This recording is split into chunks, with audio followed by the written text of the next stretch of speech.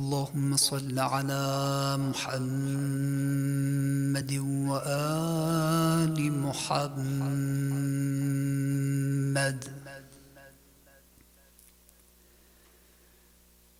أعوذ بالله من الشيطان الرجيم.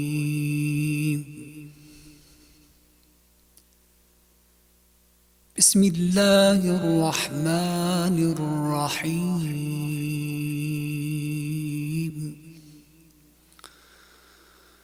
إنما السبيل على الذين يستأذنوك وهم أغنياء رضوا بأن يكونوا مع الخوالف وطبع الله على قلوبهم فهم لا يعلمون.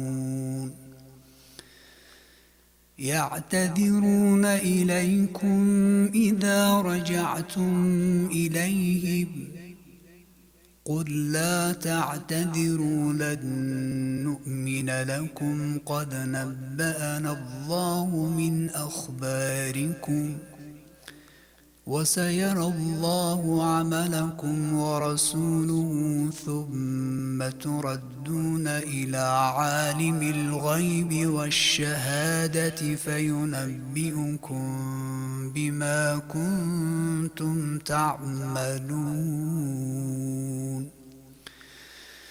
سيحلفون بالله لكم إذا انقلبتم إليهم لتعرضوا عنهم فأعرضوا عنهم إنهم رجس ومأواهم جهنم جزاء بما كانوا يكسبون. يحلفون لكم لترضوا عنهم فإن ترضوا عنهم فإن الله لا يرضى عن القوم الفاسقين. الأعراب أشد كفرا ونفاقا وأجدر ألا يعلموا حدود ما أنزل الله على رسوله والله عليم حكيم. ومن الأعراب من يتخذ ما ينفق مغرما ويتربص بكم الدوائر عليهم دائرة السوء والله سميع عليم.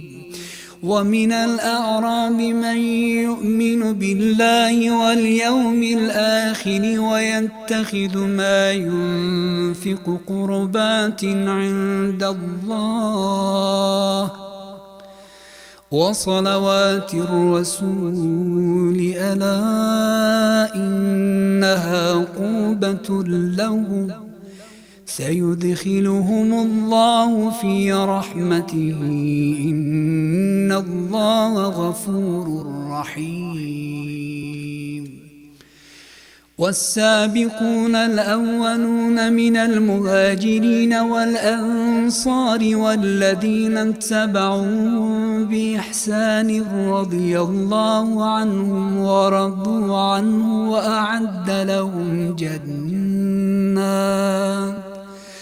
وأعد لهم جنات تجري تحتها الأنهار خالدين فيها أبدا ذلك الفوز العظيم. وممن حولكم من الأعراب منافقون ومن أهل المدينة مردوا على النفاق لا تعلمهم نحن نعلمهم سنعذبهم مرتين ثم يردون إلى عذاب عظيم. وآخرون اعترفوا بذنوبهم خلطوا عملا صالحا وآخر سيئا عسى الله أن يتوب عليهم إن الله غفور رحيم. خذ من أموالهم صدقة تطهرهم وتزكيهم بها وصل عليهم إن صلاتك سكن لهم والله سميع عليم. ألم يعلموا أن الله هو يقبل التوبة عن عباده ويأخذ الصدقات وأن الله هو التواب الرحيم. وقل اعملوا فسيرى الله عملكم ورسوله والمؤمنون وستردون إلى عالم الغيب والشهادة فينبئكم بما كنتم تعملون. وآخرون مرجون لأمر الله إما يعذبهم وإما يتوب عليهم والله عليم حكيم. والذين اتخذوا مسجدا ضرارا وكفرا وتفريقا بين المؤمنين وإرصادا لمن حارب الله ورسوله من قبل وليحلفن إن أردنا إلا الحسنى والله يشهد إنهم لكاذبون. لا تقم فيه أبدا لمسجد أسس على التقوى من أول يوم أحق أن تقوم فيه رجال يحبون أن يتطهروا والله يحب المطهرين. أفمن أسس بنيانه على تقوى من الله ورضوان خير أم من أسس بنيانه على شفا جرف هار فانهار به في نار جهنم والله لا يهدي القوم الظالمين. لا يزال بنيانهم الذي بنوا ريبة في قلوبهم إلا أن تقطع قلوبهم والله عليم حكيم. إن الله اشترى من المؤمنين أنفسهم وأموالهم بأن لهم الجنة يقاتلون في سبيل الله فيقتلون ويقتلون وعدا عليه حقا في التوراة والإنجيل والقرآن ومن أوفى بعهده من الله فاستبشروا ببيعكم الذي بايعتم به وذلك هو الفوز العظيم. التائبون العابدون الحامدون السائحون الراكعون الساجدون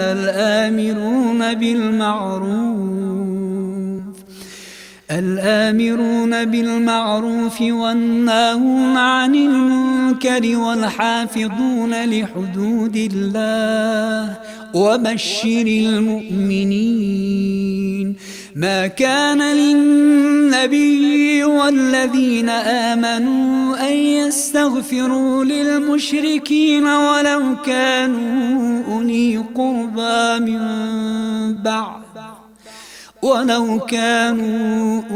قربى من بعد ما تبين لهم أنهم أصحاب الجحيم. وما كان استغفار إبراهيم لأبيه إلا عن موعدة وعدها إياه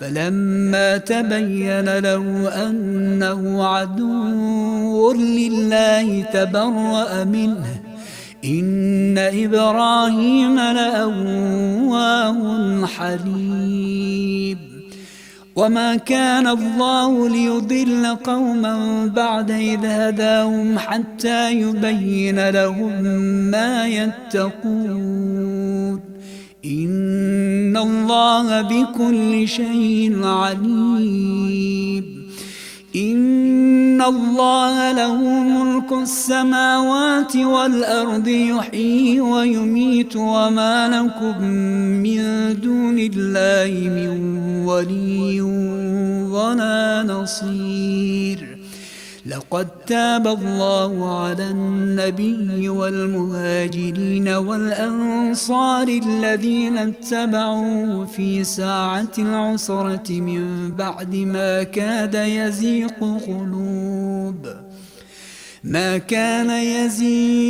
قلوب فريق منهم ثم تاب عليهم إنه بهم رؤوف رحيم وعلى الثلاثة الذين خلفوا حتى إذا ضاقت عليهم الأرض بما رحبت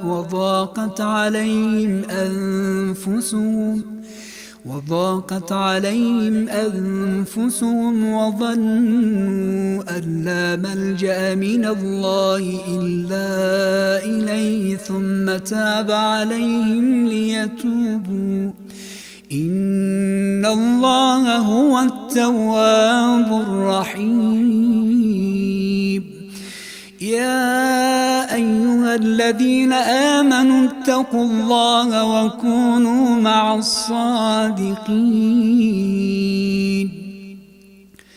ما كان لأهل المدينة ومن حولهم من الأعراب أن يتخلفوا عن رسول الله ولا يرغبوا بأنفسهم عن نفسه ذلك بأنهم لا يصيبهم ظمأ ولا نصب ولا مخمصة في سبيل الله ولا يطؤون موطئا يغيظ الكفار ولا ينالون من عدو نيلا إلا كتب لهم به عمل صالح إن الله لا يضيع أجر المحسنين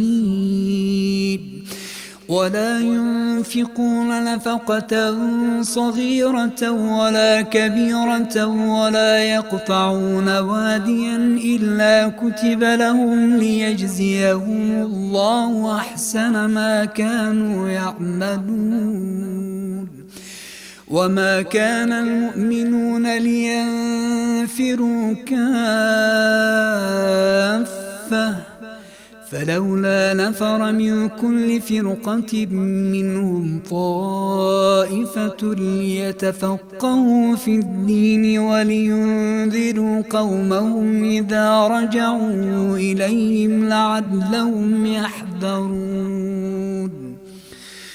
يا أيها الذين آمنوا قاتلوا الذين يلونكم من الكفار وليجدوا فيكم غلظة واعلموا أن الله مع المتقين وإذا ما أنزلت سورة فمنهم من يقول أيكم زادته هذه إيمانا فأما الذين آمنوا فزادتهم إيمانا وهم يستبشرون وأما الذين في قلوبهم مرض فزادتهم رجسا إلى رجسهم وماتوا وهم كافرون أولا يرون أنهم يفتنون في كل عام مرة أو مرتين ثم لا يتوبون ولا هم يذكرون وإذا ما أنزلت سورة نظر بعضهم إلى بعض هل يراكم من أحد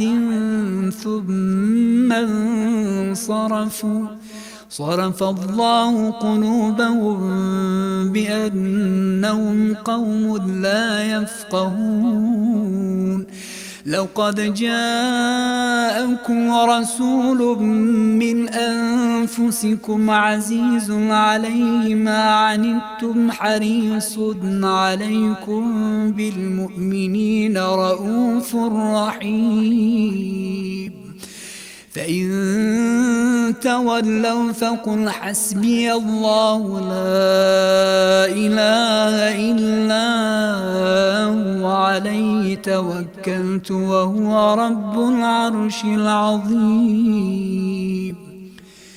بسم الله الرحمن الرحيم ألف لام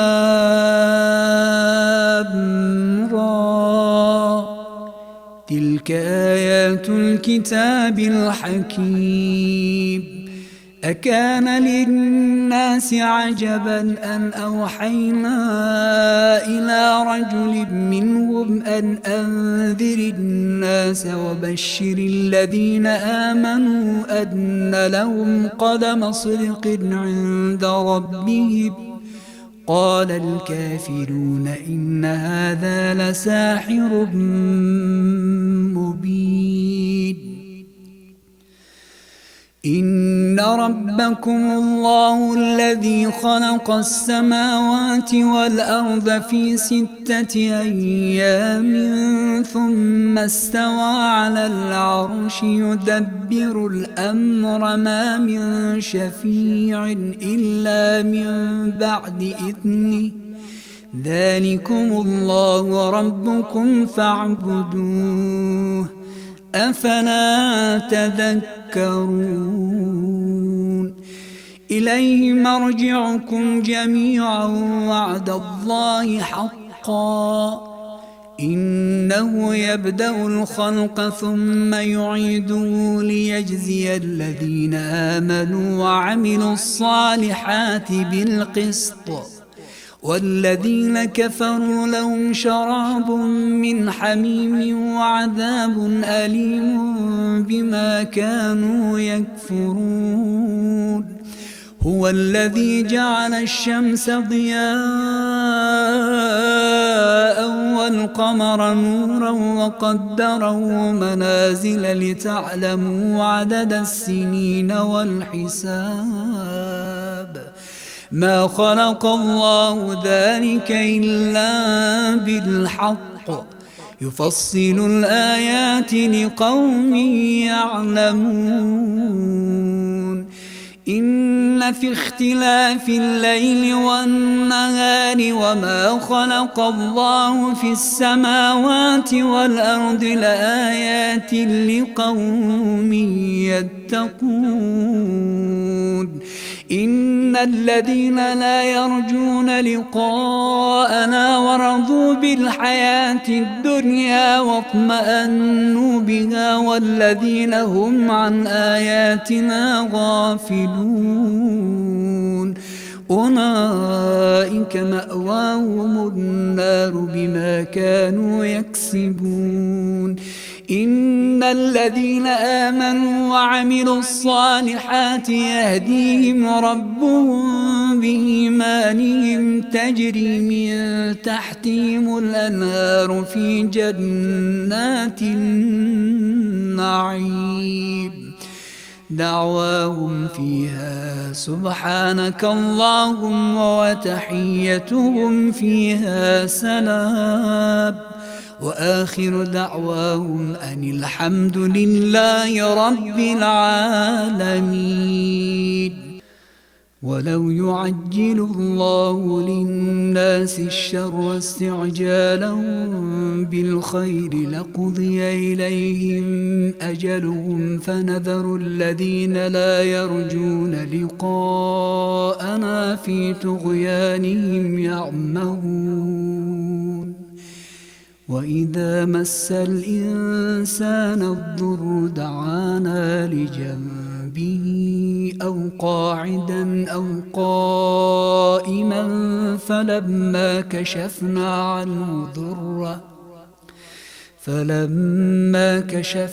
عنه ضره مر كأن لم يدعنا إلى ضر مسه كذلك زين للمسرفين ما كانوا يعملون ولقد أهلكنا القرون من قبلكم لما ظلموا وجاءتهم رسلهم بالبينات وما كانوا ليؤمنوا كذلك نجزي القوم المجرمين ثم جعلناكم خلائف في الأرض من بعدهم لننظر كيف تعملون وإذا تتلى عليهم آياتنا بينات قال الذين لا يرجون لقاءنا ائت بقرآن غير هذا أو بدل قل ما يكون لي أن أبدله من تلقاء نفسي إن أتبع إلا ما يوحى إلي إني أخاف إن عصيت ربي عذاب يوم عظيم قل لو شاء الله ما تلوته عليكم ولا أدراكم به فقد لبثت فيكم عمرا من قبله أفلا تعقلون فمن أظلم ممن افترى على الله كذبا أو كذب بآياته إنه لا يفلح المجرمون ويعبدون من دون الله ما لا يضرهم ولا ينفعهم ويقولون هؤلاء شفعاؤنا عند الله ولا ينفعهم ويقولون هؤلاء شفعاؤنا عند الله قل أتنبئون الله بما لا يعلم في السماوات ولا في الأرض سبحانه وتعالى عما يشركون وما كان الناس إلا أمة واحدة فاختلفوا ولولا كلمة سبقت من ربك لقضي بينهم فيما فيه يختلفون ويقولون لولا أنزل عليه آية من ربه فقل إنما الغيب لله فانتظروا إني معكم من المنتظرين وإذا أذقنا الناس رحمة من بعد ضراء مستهم إذا لهم مكر في آياتنا قل الله أسرع مكرا إن رسلنا يكتبون ما تمكرون هو الذي يسيركم في البر والبحر حتى إذا كنتم في الفلك وجرين بهم بريح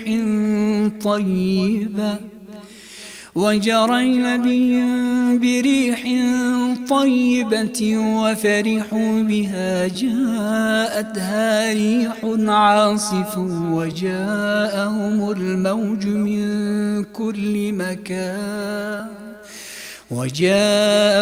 الموج من كل مكان وظنوا أنهم أحيط بهم دعوا الله مخلصين له الدين دعوا الله مخلصين له الدين لئن أنجيتنا من هذه لنكونن من الشاكرين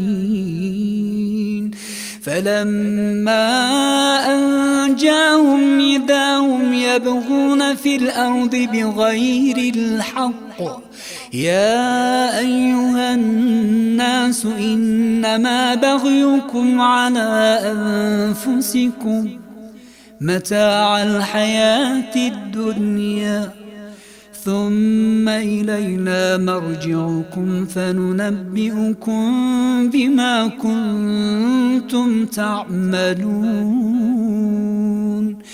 إنما مثل الحياة الدنيا كماء إن أنزلناه من السماء فاختلط به نبات الأرض مما يأكل الناس والأنعام حتى إذا أخذت الأرض زخرفها وزينت وظن أهلها أنهم قادرون عليها أتاها أمرنا ليلا أو نهارا فجعلناها حصيدا كأن لم تغن بالأمس كذلك نفصل الآيات لقوم يتفكرون والله يدعو إلى دار السلام ويهدي من يشاء إلى صراط مستقيم للذين أحسنوا الحسنى وزيادة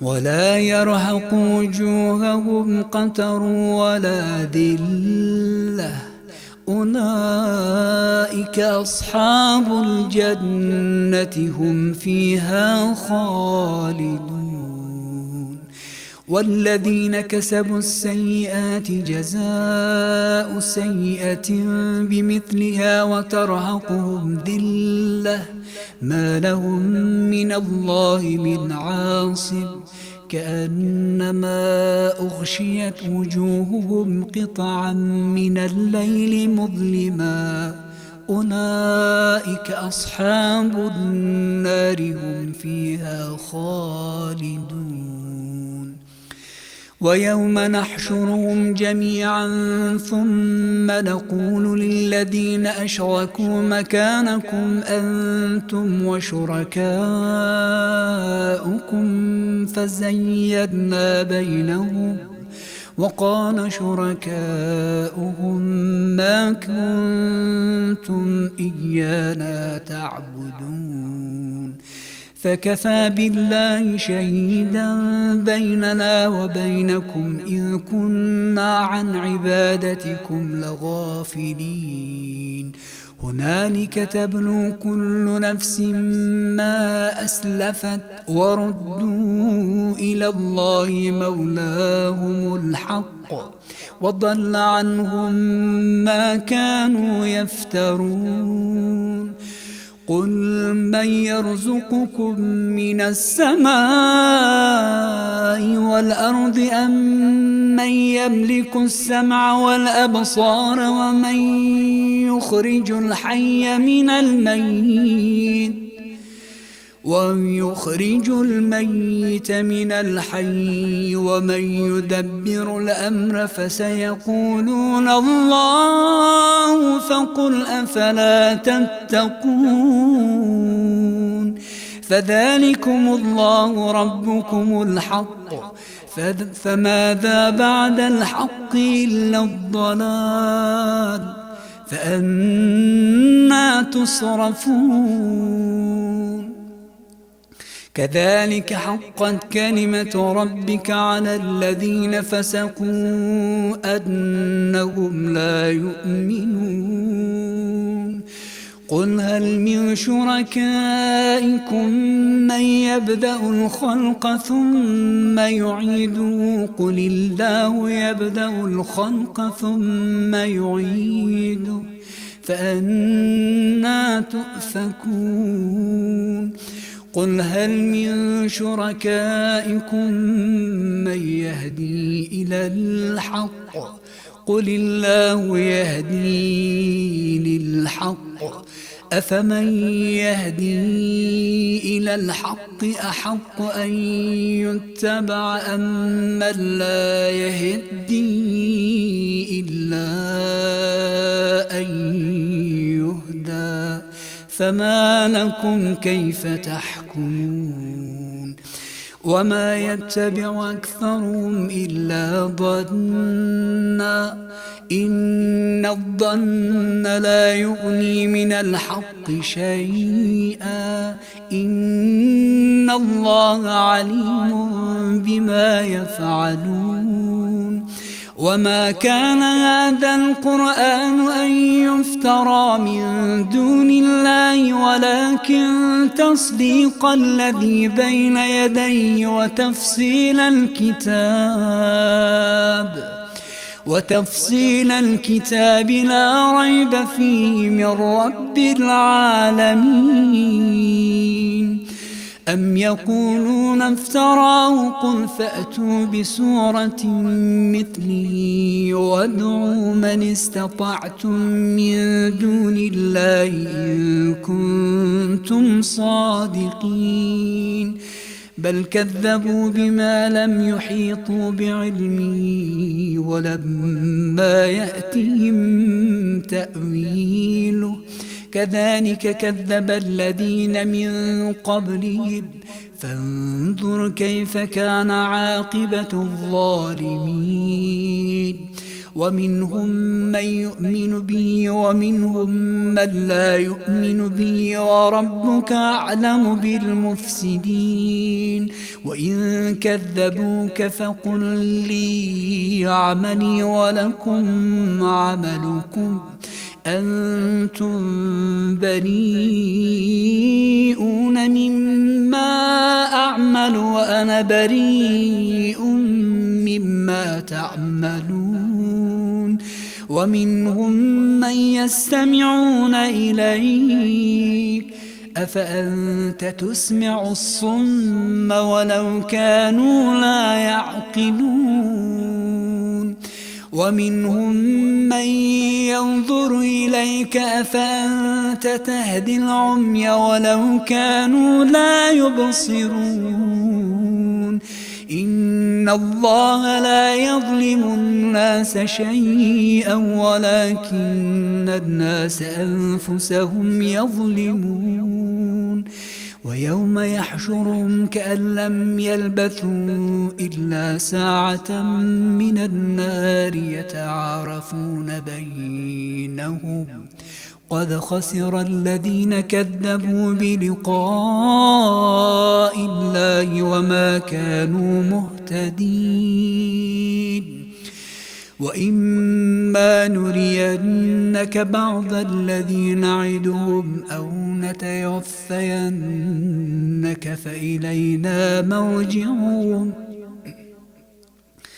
وإما نرينك بعض الذي نعدهم أو نتوفينك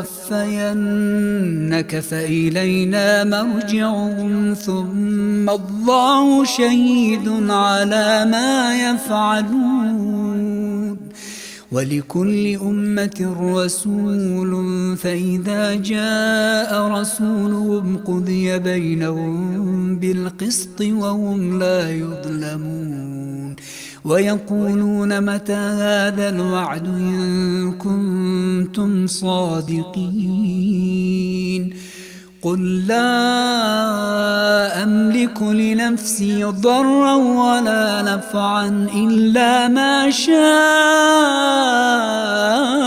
الله لكل أمة أجل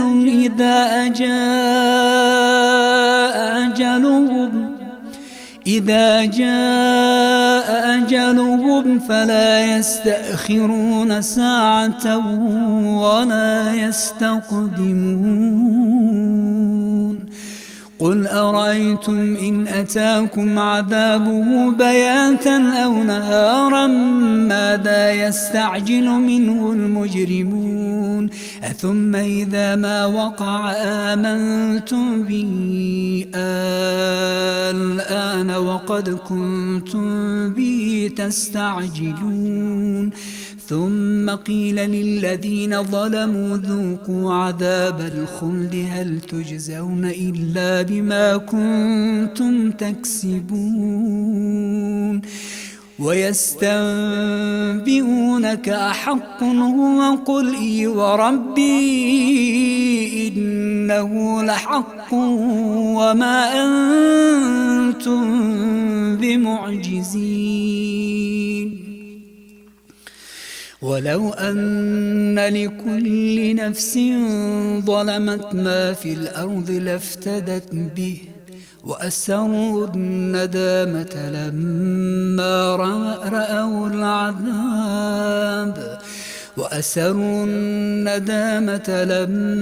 رأوا العذاب وقضي بينهم بالقسط وهم لا يظلمون. ألا إن لله ما في السماوات والأرض ألا إن وعد الله حق ولكن أكثرهم لا يعلمون. هو يحيي ويميت وإليه ترجعون. يا أيها الناس قد جاءتكم موعظة من ربكم وشفاء لما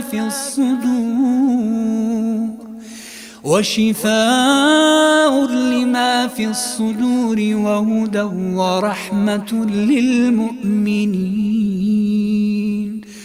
قل بفضل الله وبرحمته فبذلك فليفرحوا هو خير مما يجمعون. قل أرأيتم ما أنزل الله لكم من رزق فجعلتم منه حراما وحلالا قل الله أذن لكم أم على الله تفترون. وما ظن الذين يفترون على الله الكذب يوم القيامة إن الله لذو فضل على الناس ولكن أكثرهم لا يشكرون. وما تكون في شأن وما تتلو منه من قرآن ولا تعملون من عمل إلا كنا عليكم شهودا إذ تفيضون فيه. وما يعزب عن ربك من مثقال ذرة في الأرض ولا في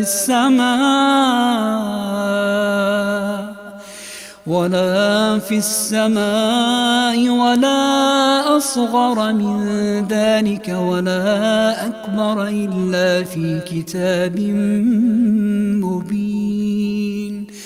ألا إن أولياء الله لا خوف عليهم ولا هم يحزنون الذين آمنوا وكانوا يتقون لهم البشرى في الحياة الدنيا وفي الآخرة لا تبديل لكلمات الله ذلك هو الفوز العظيم. ولا يحزنك قولهم إن العزة لله جميعا هو السميع العليم. ألا إن لله من في السماوات ومن في الأرض وما يتبع الذين يدعون من دون الله شركاء إن يتبعون إلا الظن وإن هم إلا يخرصون هو الذي جعل لكم الليل لتسكنوا فيه والنهار مبصرا إن في ذلك لآيات لقوم يسمعون قالوا اتخذ الله ولدا سبحانه هو الغني له ما في السماوات وما في الأرض إن عندكم من سلطان بهذا أتقولون على الله ما لا تعلمون قل إن الذين يفترون على الله الكذب لا يفلحون متاع في الدنيا ثم إلينا مرجعهم ثم نذيقهم العذاب الشديد بما كانوا يكفرون واتل عليهم نبأ نوح إذ قال لقومه يا قوم إن كان كبر عليكم مقامي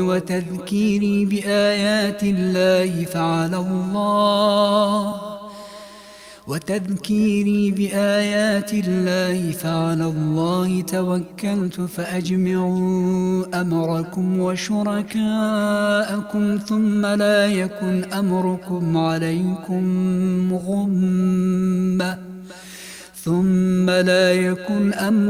عليكم غمة ثم اقضوا إلي ولا تنذرون فإن توليتم فما سألتكم من أجر إن أجري إلا على الله وأمرت أن أكون من المسلمين فكذبوه فنجيناه ومن معه في الفلك وجعلناهم خلائف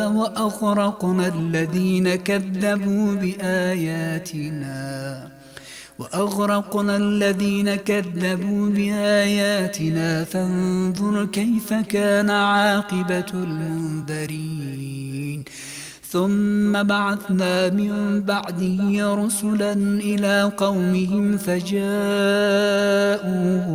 بالبينات فما كانوا ليؤمنوا بما كذبوا به من قبل كذلك نطبع على قلوب المعتدين ثم بعثنا من بعدهم موسى وهارون إلى فرعون وملئه بآياتنا فاستكبروا وكانوا قوما مجرمين فلما جاءهم الحق من عندنا قالوا إن هذا لسحر مبين قال موسى أتقولون للحق لما جاءكم أسحر هذا ولا يفلح الساحرون قالوا أجئتنا لتلفتنا عما وجدنا عليه آباءنا وتكون لكم الكبرياء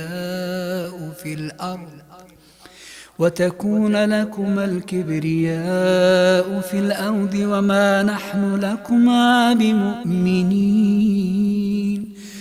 وقال فرعون ائتوني بكل ساحر عليم فلما جاء السحرة قال لهم موسى ألقوا ما أنتم ملقون فلما ألقوا قال موسى ما جئتم به السحر إن الله سيبطله إن الله لا يصلح عمل المفسدين ويحق الله الحق بكلماته ولو كره المجرمون فما آمن لموسى إلا ذرية من قومه على خوف من فرعون وملئهم فلما آمن لموسى إلا ذرية من قومه على خوف من فرعون وملئهم أن يفتنهم وإن فرعون لعال في الأرض وإنه لمن المسرفين. وقال موسى يا قوم إن كنتم آمنتم بالله فعليه توكلوا إن كنتم مسلمين. فقالوا على الله توكلنا ربنا لا تجعلنا فتنة للقوم الظالمين ونجنا برحمتك من القوم الكافرين. وأوحينا إلى موسى وأخيه أن تبوأ لقومكما بمصر بيوتا وأوحينا إلى موسى وأخيه أن تبوأ لقومكما بمصر بيوتا واجعلوا بيوتكم قبلة وأقيموا الصلاة وبشر المؤمنين. وقال موسى ربنا إنك آتيت فرعون وملأه زينة وأموالا في الحياة الدنيا ربنا ليضلوا عن سبيلك ربنا اطمس على أموالهم واشدد على قلوبهم فلا يؤمنوا حتى رأوا العذاب الأليم. قال قد أجيبت دعوتكما فاستقيما ولا تتبعان سبيل الذين لا يعلمون. وجاوزنا ببني إسرائيل البحر فأتبعهم فرعون وجنوده بغيا وعدوا حتى إذا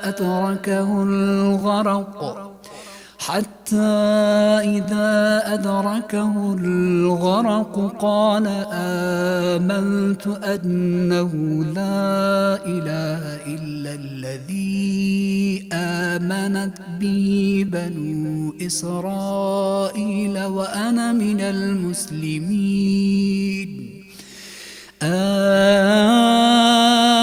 الآن وقد عصيت قبل وكنت من المفسدين فاليوم ننجيك ببدنك لتكون لمن خلفك آية وإن كثيرا من الناس عن آياتنا لغافلون.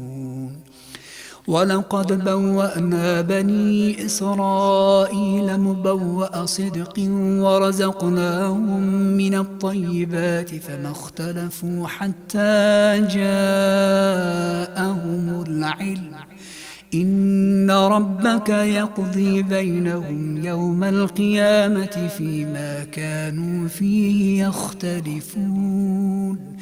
فإن كنت في شك مما أنزلنا إليك فاسأل الذين يقرؤون الكتاب من قبلك لقد جاءك الحق من ربك فلا تكونن من الممترين ولا تكونن من الذين كذبوا بآيات الله فتكون من الخاسرين. إن الذين حقت عليهم كلمة ربك فلا يؤمنون ولو جاءتهم كل آية حتى يروا العذاب الأليم فلولا كانت قرية آمنت فنفعها إيمانها فلولا كانت قرية آمنت فنفعها إيمانها إلا قوم يونس لما آمنوا كشفنا عنهم عذاب الخزي في الحياة الدنيا ومتعناهم إلى حين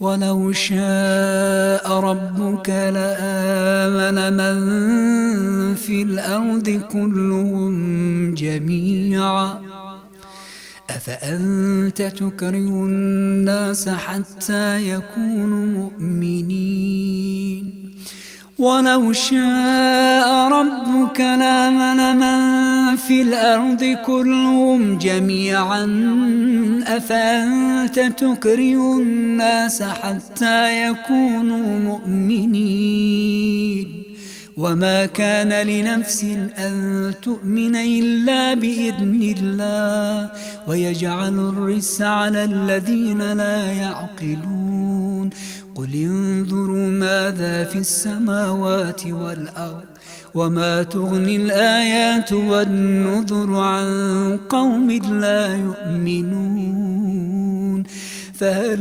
ينتظرون إلا مثل أيام الذين خلوا من قبلهم قل فانتظروا إني معكم من المنتظرين ثم ننجي رسلنا والذين آمنوا كذلك حقا علينا ننجي المؤمنين قل يا أيها الناس إن كنتم في شك من ديني فلا أعبد الذين تعبدون من دون الله ولكن أعبد الله الذي يتوفاكم وأمرت أن أكون من المؤمنين وأن أقم وجهك للدين حنيفا ولا تكونن من المشركين ولا تدع من دون الله ما لا ينفعك ولا يضرك فإن فعلت فإنك إذا من الظالمين وإن يمسسك الله بضر فلا كاشف له إلا هو وإن يردك بخير فلا راد لفضله يصيب به من يشاء من عباده وهو الغفور الرحيم قل يا أيها الناس قد جاءكم الحق من ربكم فمن اهتدى فإنما يهتدي لنفسه ومن ضل فإنما يضل عليها وما أنا عليكم بوكيل واتبع ما يوحى إليك واصبر حتى يحكم الله وهو خير الحاكمين بسم الله الرحمن الرحيم ألف لام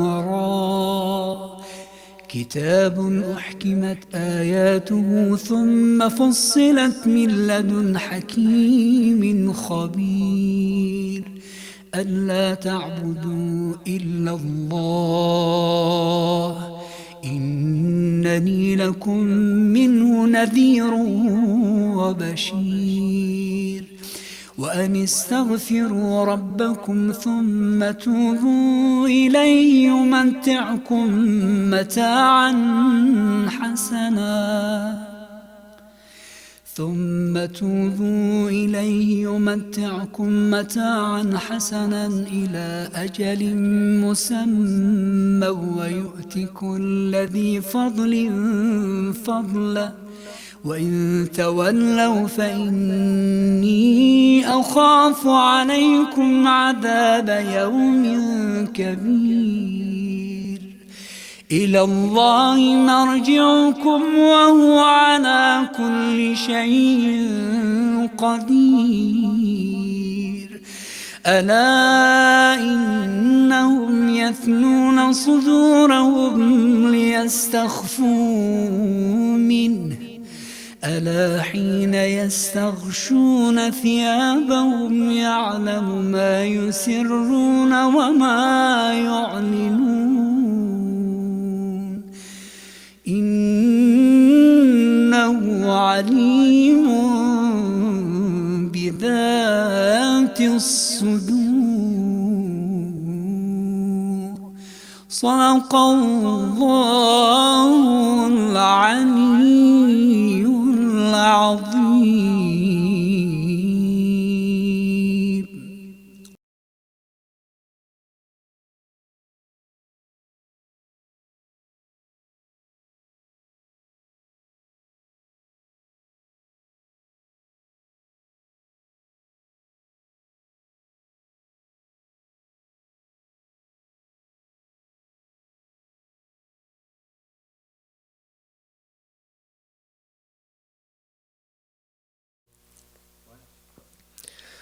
أعوذ بالله من الشيطان الرجيم.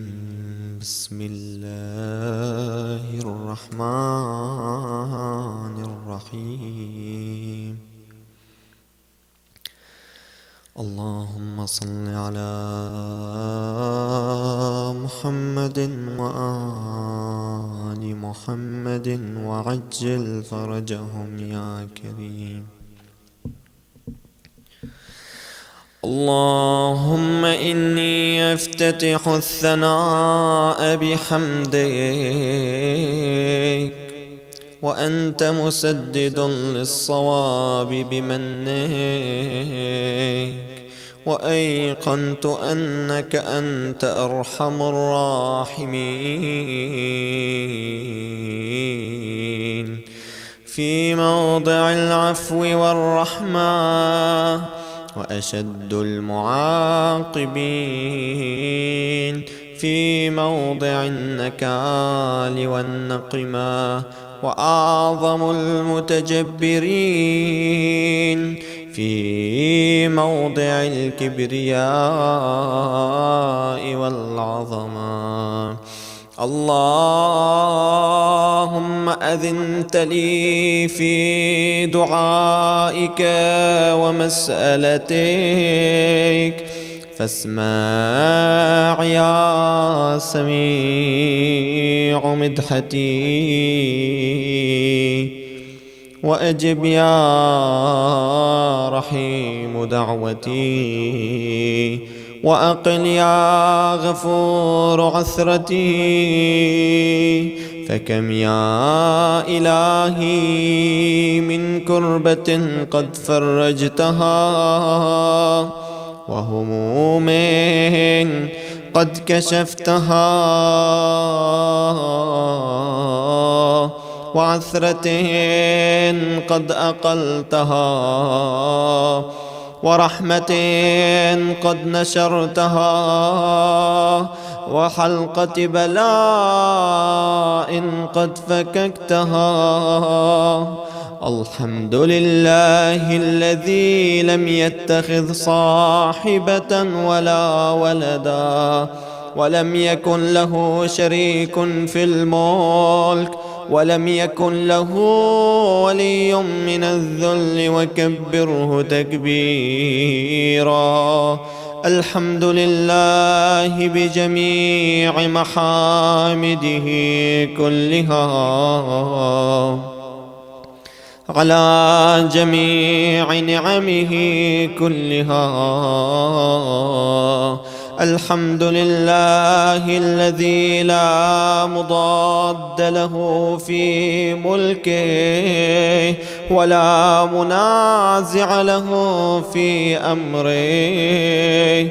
الحمد لله الذي لا شريك له في خلقه ولا شبيه له في عظمته. الحمد لله الفاشي في الخلق أمره وحمده، الظاهر بالكرم مجده، الباسط بالجود يده، الذي لا تنقص خزائنه ولا تزيده كثرة العطاء إلا جودا وكرما. إنه هو العزيز الوهاب. اللهم إني أسألك قليلا من كثير مع حاجة بي إليه عظيمة وغناك عنه قديم، وهو عندي كثير وهو عليك سهل يسير. اللهم إن عفوك عن ذنبي وتجاوزك عن خطيئتي وصفحك عن ظلمي وسترك على قبيح عملي وحلمك عن كثير جرمي عندما كان من خطئي وعمدي أطمعني في أن أسألك ما لا أستوجبه منك الذي رزقتني من رحمتك وأريتني من قدرتك وعرفتني من إجابتك، فصرت أدعوك آمنا وأسألك مستأنسا لا خائفا ولا وجلا مدلا عليك فيما قصدت فيه إليك. فإن أبطأ عني عتبت بجهلي عليك، ولعل الذي أبطأ عني هو خير لي لعلمك بعاقبة الأمور. فلم أر مولا كريما أصبر على عبد لئيم منك علي يا ربي. إنك تدعوني فأولي عنك وتتحبب إلي فأتبغض إليك وتتودد إلي فلا أقبل منك، كأن لي التطول عليك. فلم يمنعك ذلك من الرحمة لي والإحسان إلي والتفضل علي بجودك وكرمك، فارحم عبدك الجاهل وجد عليه بفضل إحسانك، إنك جواد كريم. الحمد لله مالك الملك مجري الفلك مسخر الرياح فالق الإصباح ديان الدين رب العالمين. الحمد لله على حلمه بعد علمه والحمد لله على عفوه بعد قدرته، والحمد لله على طول أناته في غضبه وهو قادر على ما يريد.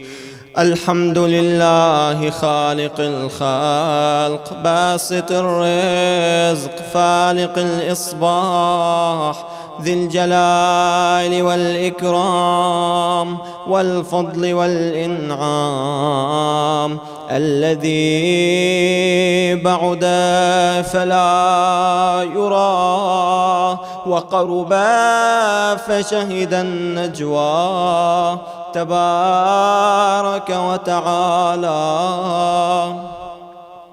الحمد لله الذي ليس له منازع يعادله ولا شبيه يشاكله ولا ظهير يعاضده، القهر بعزته الأعزاء وتواضع لعظمته العظمى فبلغ بقدرته ما يشاء. الحمد لله الذي يجيبني حين أنادي ويستر علي كل عورة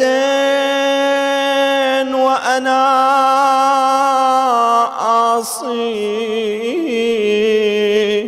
ويعظم النعمة علي فلا أجازي. فكم من موهبة هنيئة قد أعطاني، وعظيمة مخوفة قد كفاني، وبهجة مونقة قد أراني، فأثني عليه حامدا وأذكره مسبحا. الحمد لله الذي لا يهتك حجابه ولا يغلق بابه ولا يرد سائله ولا يخيب آمله. الحمد لله الذي يؤمن الخائفين وينجي الصالحين ويرفع المستضعفين ويضع المستكبرين ويهلك ملوكا ويستخلف آخرين. والحمد لله قاصم الجبارين مبير الظالمين مدرك الهاربين نكال الظالمين صريخ المستصرخين موضع حاجات الطالبين معتمد المؤمنين. الحمد لله الذي من خشيته ترعد السماء وسكانها وترجف الأرض وعمارها وتموج البحار ومن يسبح في غمراتها.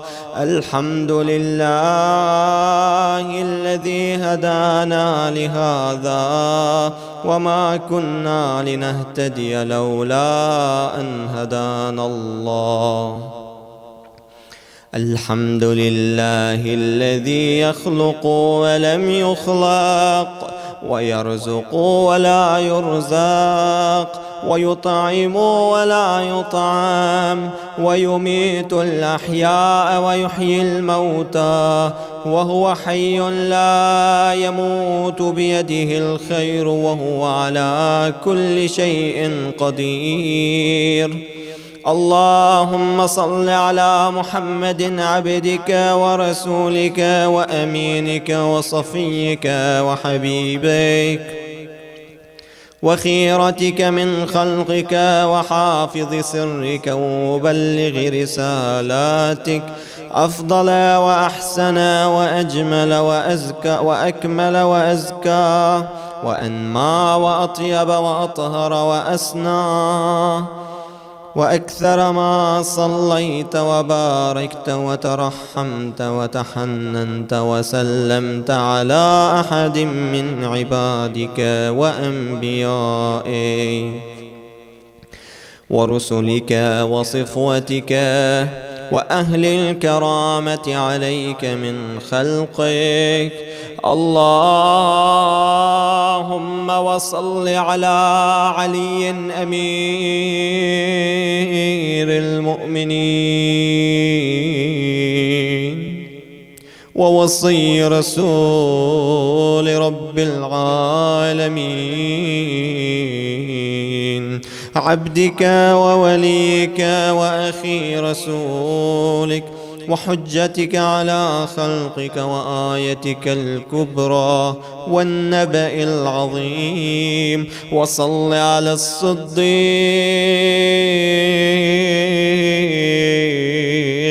الطاهرة فاطمة الزهراء سيدة نساء العالمين. وصل على سبطي الرحمة وإمامي الهدى الحسن والحسين سيدي شباب أهل الجنة. وصل على أئمة المسلمين علي بن الحسين ومحمد بن علي وجعفر بن محمد وموسى بن جعفر وعلي بن موسى ومحمد بن علي وعلي بن محمد والحسن بن علي والخلفاء الهادي المهدي. حججك على عبادك وأمنائك في بلادك صلاة كثيرة دائمة. اللهم وصل على ولي أمرك القائم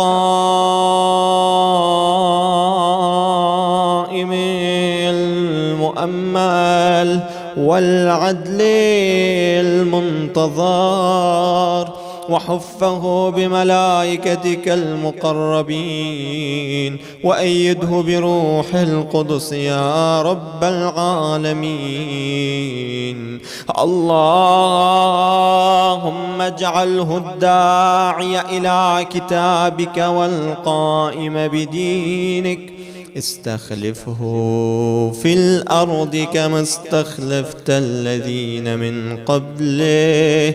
مكن له دينه الذي ارتضيته له. أبدله من بعد خوفه أمنا يعبدك لا يشرك بك شيئا. اللهم أعزه وأعزز به وانصره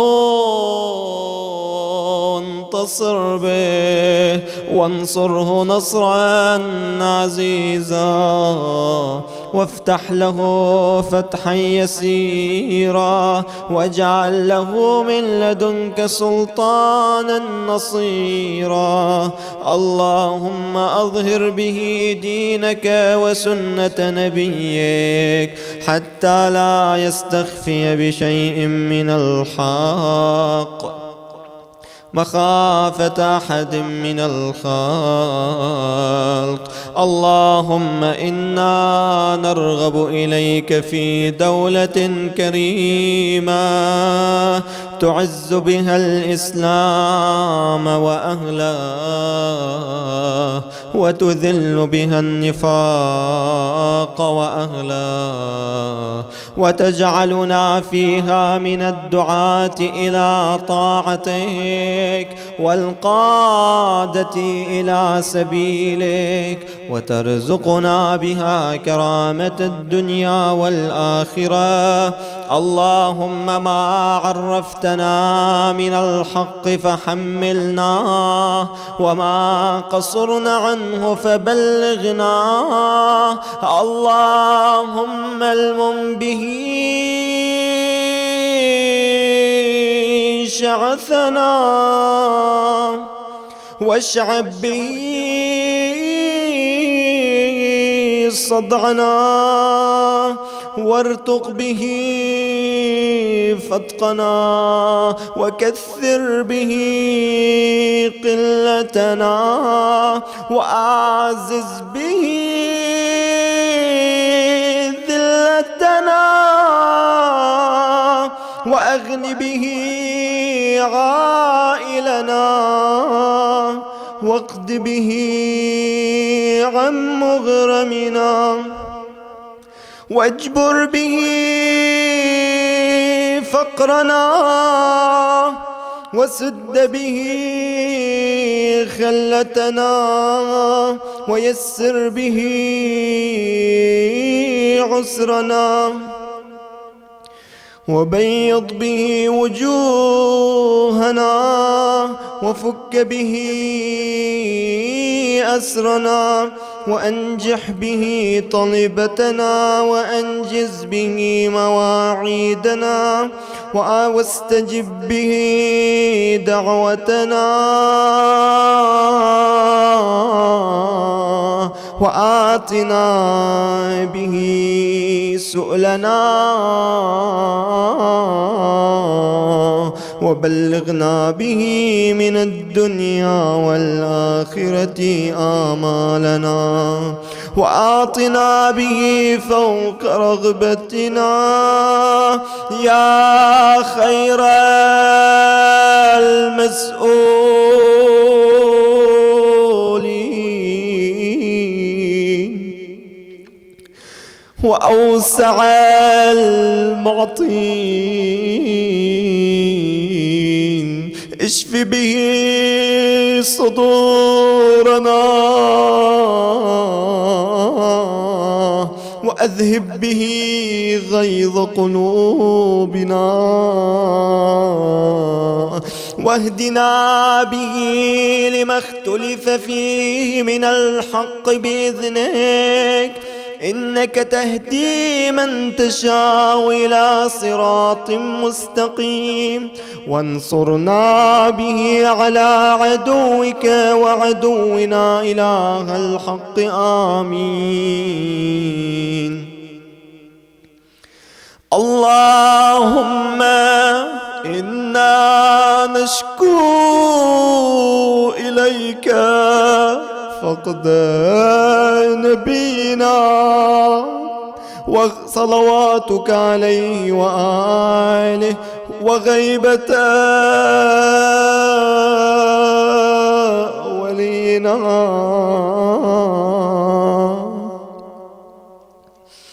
وكثرة عدونا، وقلة عددنا، وشدة الفتن بنا، وتظاهر الزمان علينا. فصل على محمد وآله، وأعنا على ذلك بفتح منك تعجله، وبضر تكشفه، ونصر تعزه، وسلطان حق تظهره، ورحمة منك تجللنا، وعافية منك تلبسناها، برحمتك يا أرحم الراحمين. وصلى الله على سيدنا محمد وآله الطاهرين.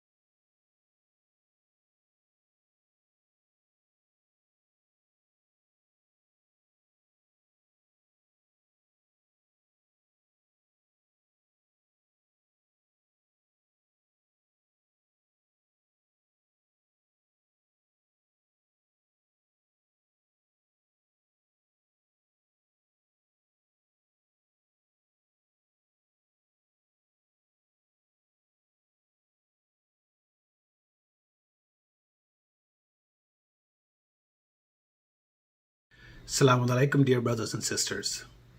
It is a pleasure for me to speak to you again during this blessed month of Ramadan. I pray that all of you and your families are healthy and safe, inshallah. I want to also thank the OMC and the volunteers who are working behind the scenes to organize these virtual programs so that we can all come together and bring a little bit of Saba into our homes, alhamdulillah.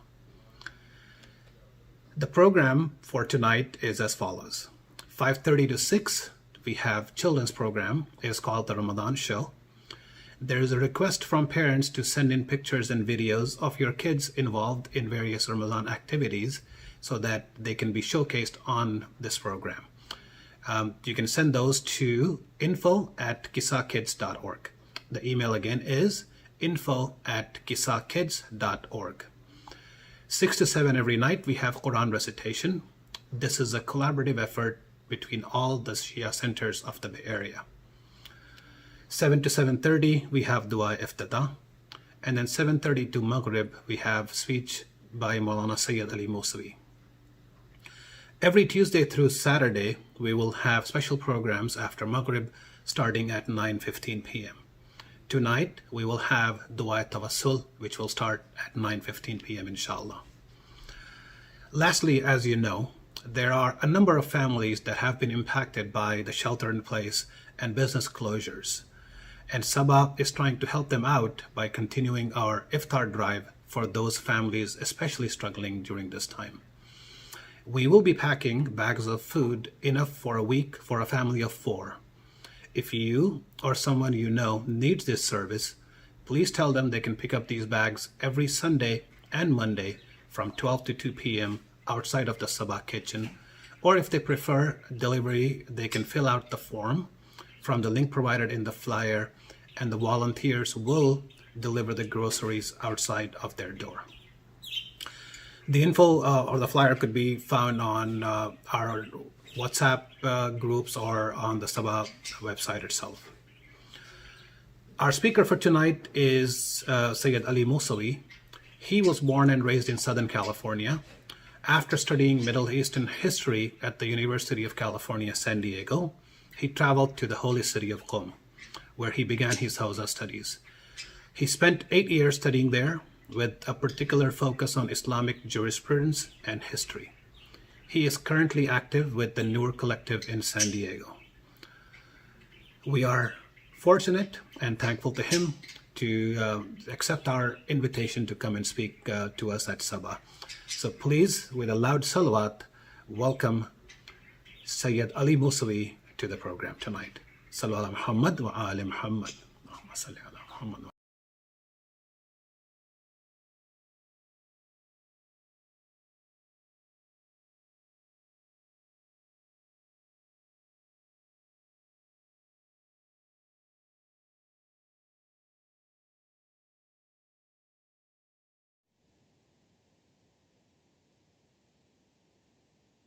أعوذ بالله من شر الشيطان الرجيم بسم الله الرحمن الرحيم الحمد لله رب العالمين والصلاة والسلام على سيدنا ونبينا محمد وأهل بيته الطيبين الطاهرين اللهم صل على محمد وآل محمد.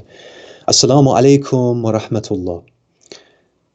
Inshallah, the discussion for tonight is going to be a discussion on the importance of emotions, that internal state that we have within ourselves, with a special focus on the importance of the emotion of love and the role that this emotion of love is going to play in the government of Imam Mahdi alayhi salam.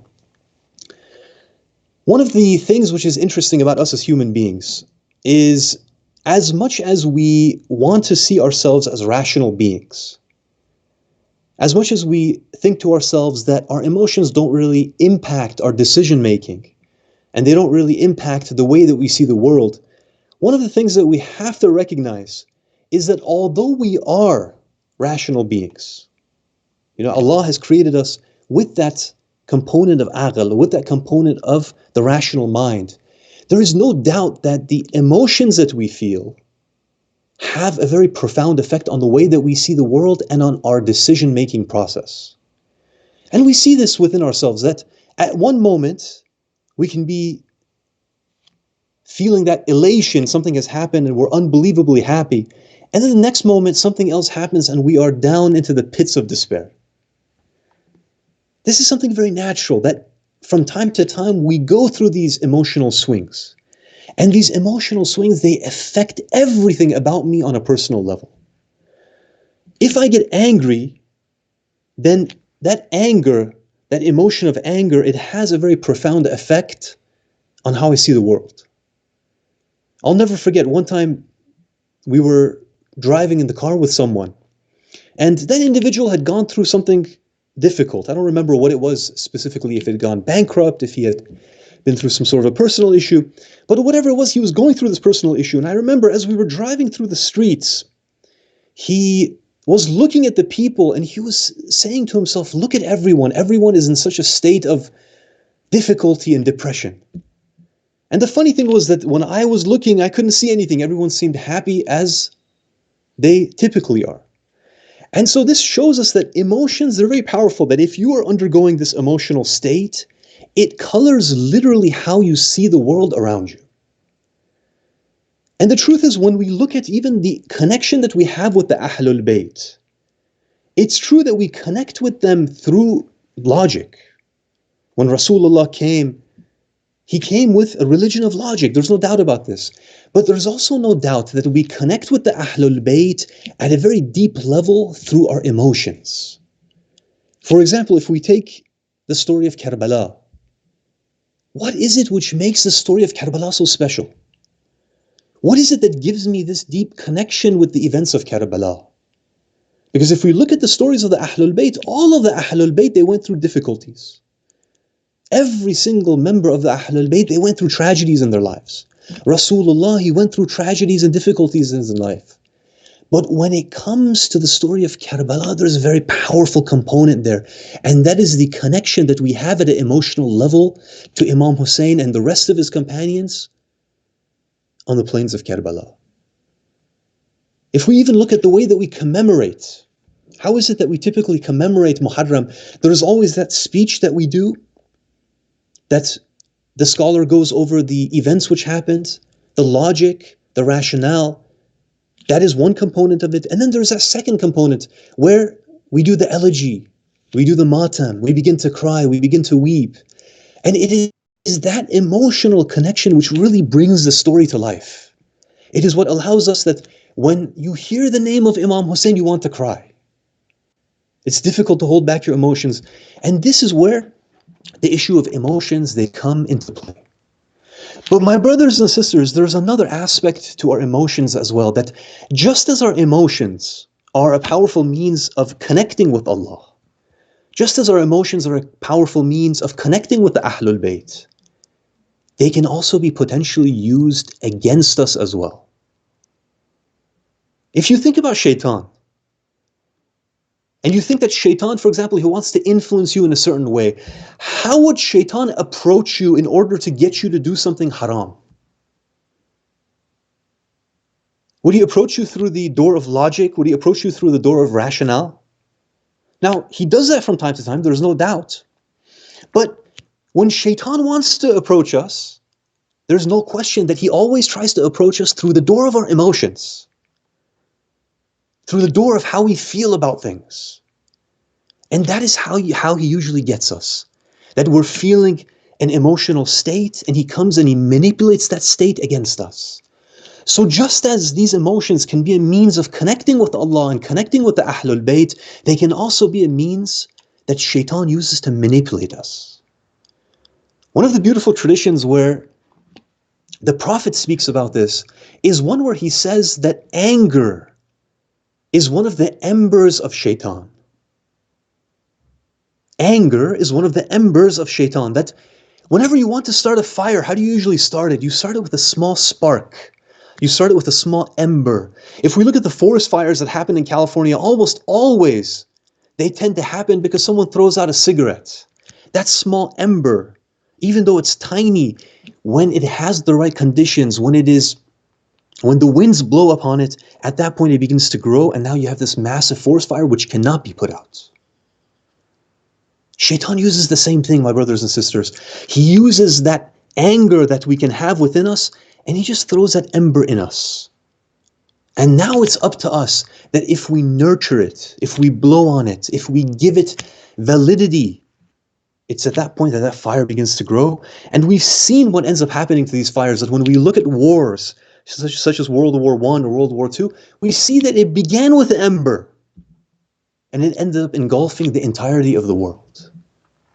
One of the important duties, my brothers and sisters, that we have, particularly during this holy month of Ramadan, but really it's a duty that we have throughout the rest of the year as well, is we have to learn how to keep our emotions under control. And it's one of the most difficult things. It's one of the most difficult things to deal with, that when you become angry, when you become upset, under the influences of these different emotions, it's very difficult to control ourselves. And so suppressing these emotions, controlling these emotions, it's one of the most important things that we can do, and it's one of the ways through which we can elevate and we can connect with Allah. But the question I wanted to ask to each and every one of you right now is, we continuously hear about this issue that emotions need to be suppressed. That how emotions are, for example, very dangerous, emotions such as anger.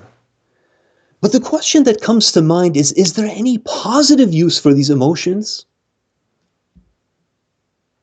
Whenever we think of the Ahlul Bayt, for example, and as I was mentioning yesterday, we always hear that they were very pleasant, that they would always smile whenever they were with their companions, whenever they were with anybody. But we almost never hear about them that they were angry. So the question that we have to ask is anger something which Allah simply put inside of us to be suppressed, to be controlled? Or is there actually a value to anger that we need to utilize in proper times? Let's go into this a little bit deeper, inshallah. In one tradition, it's been mentioned that Prophet Musa, he asks Allah subhanahu wa ta'ala a question one time. He says, Ya Rabbi, who are those who are going to be under the shade of your mercy on the day when there is no shade but your shade? Musa alayhi salam is speaking about the day of judgment. That is going to be a day that only the ones who are going to be protected are those under the protection of Allah. Allah, he reveals to Musa. And this is what he tells him.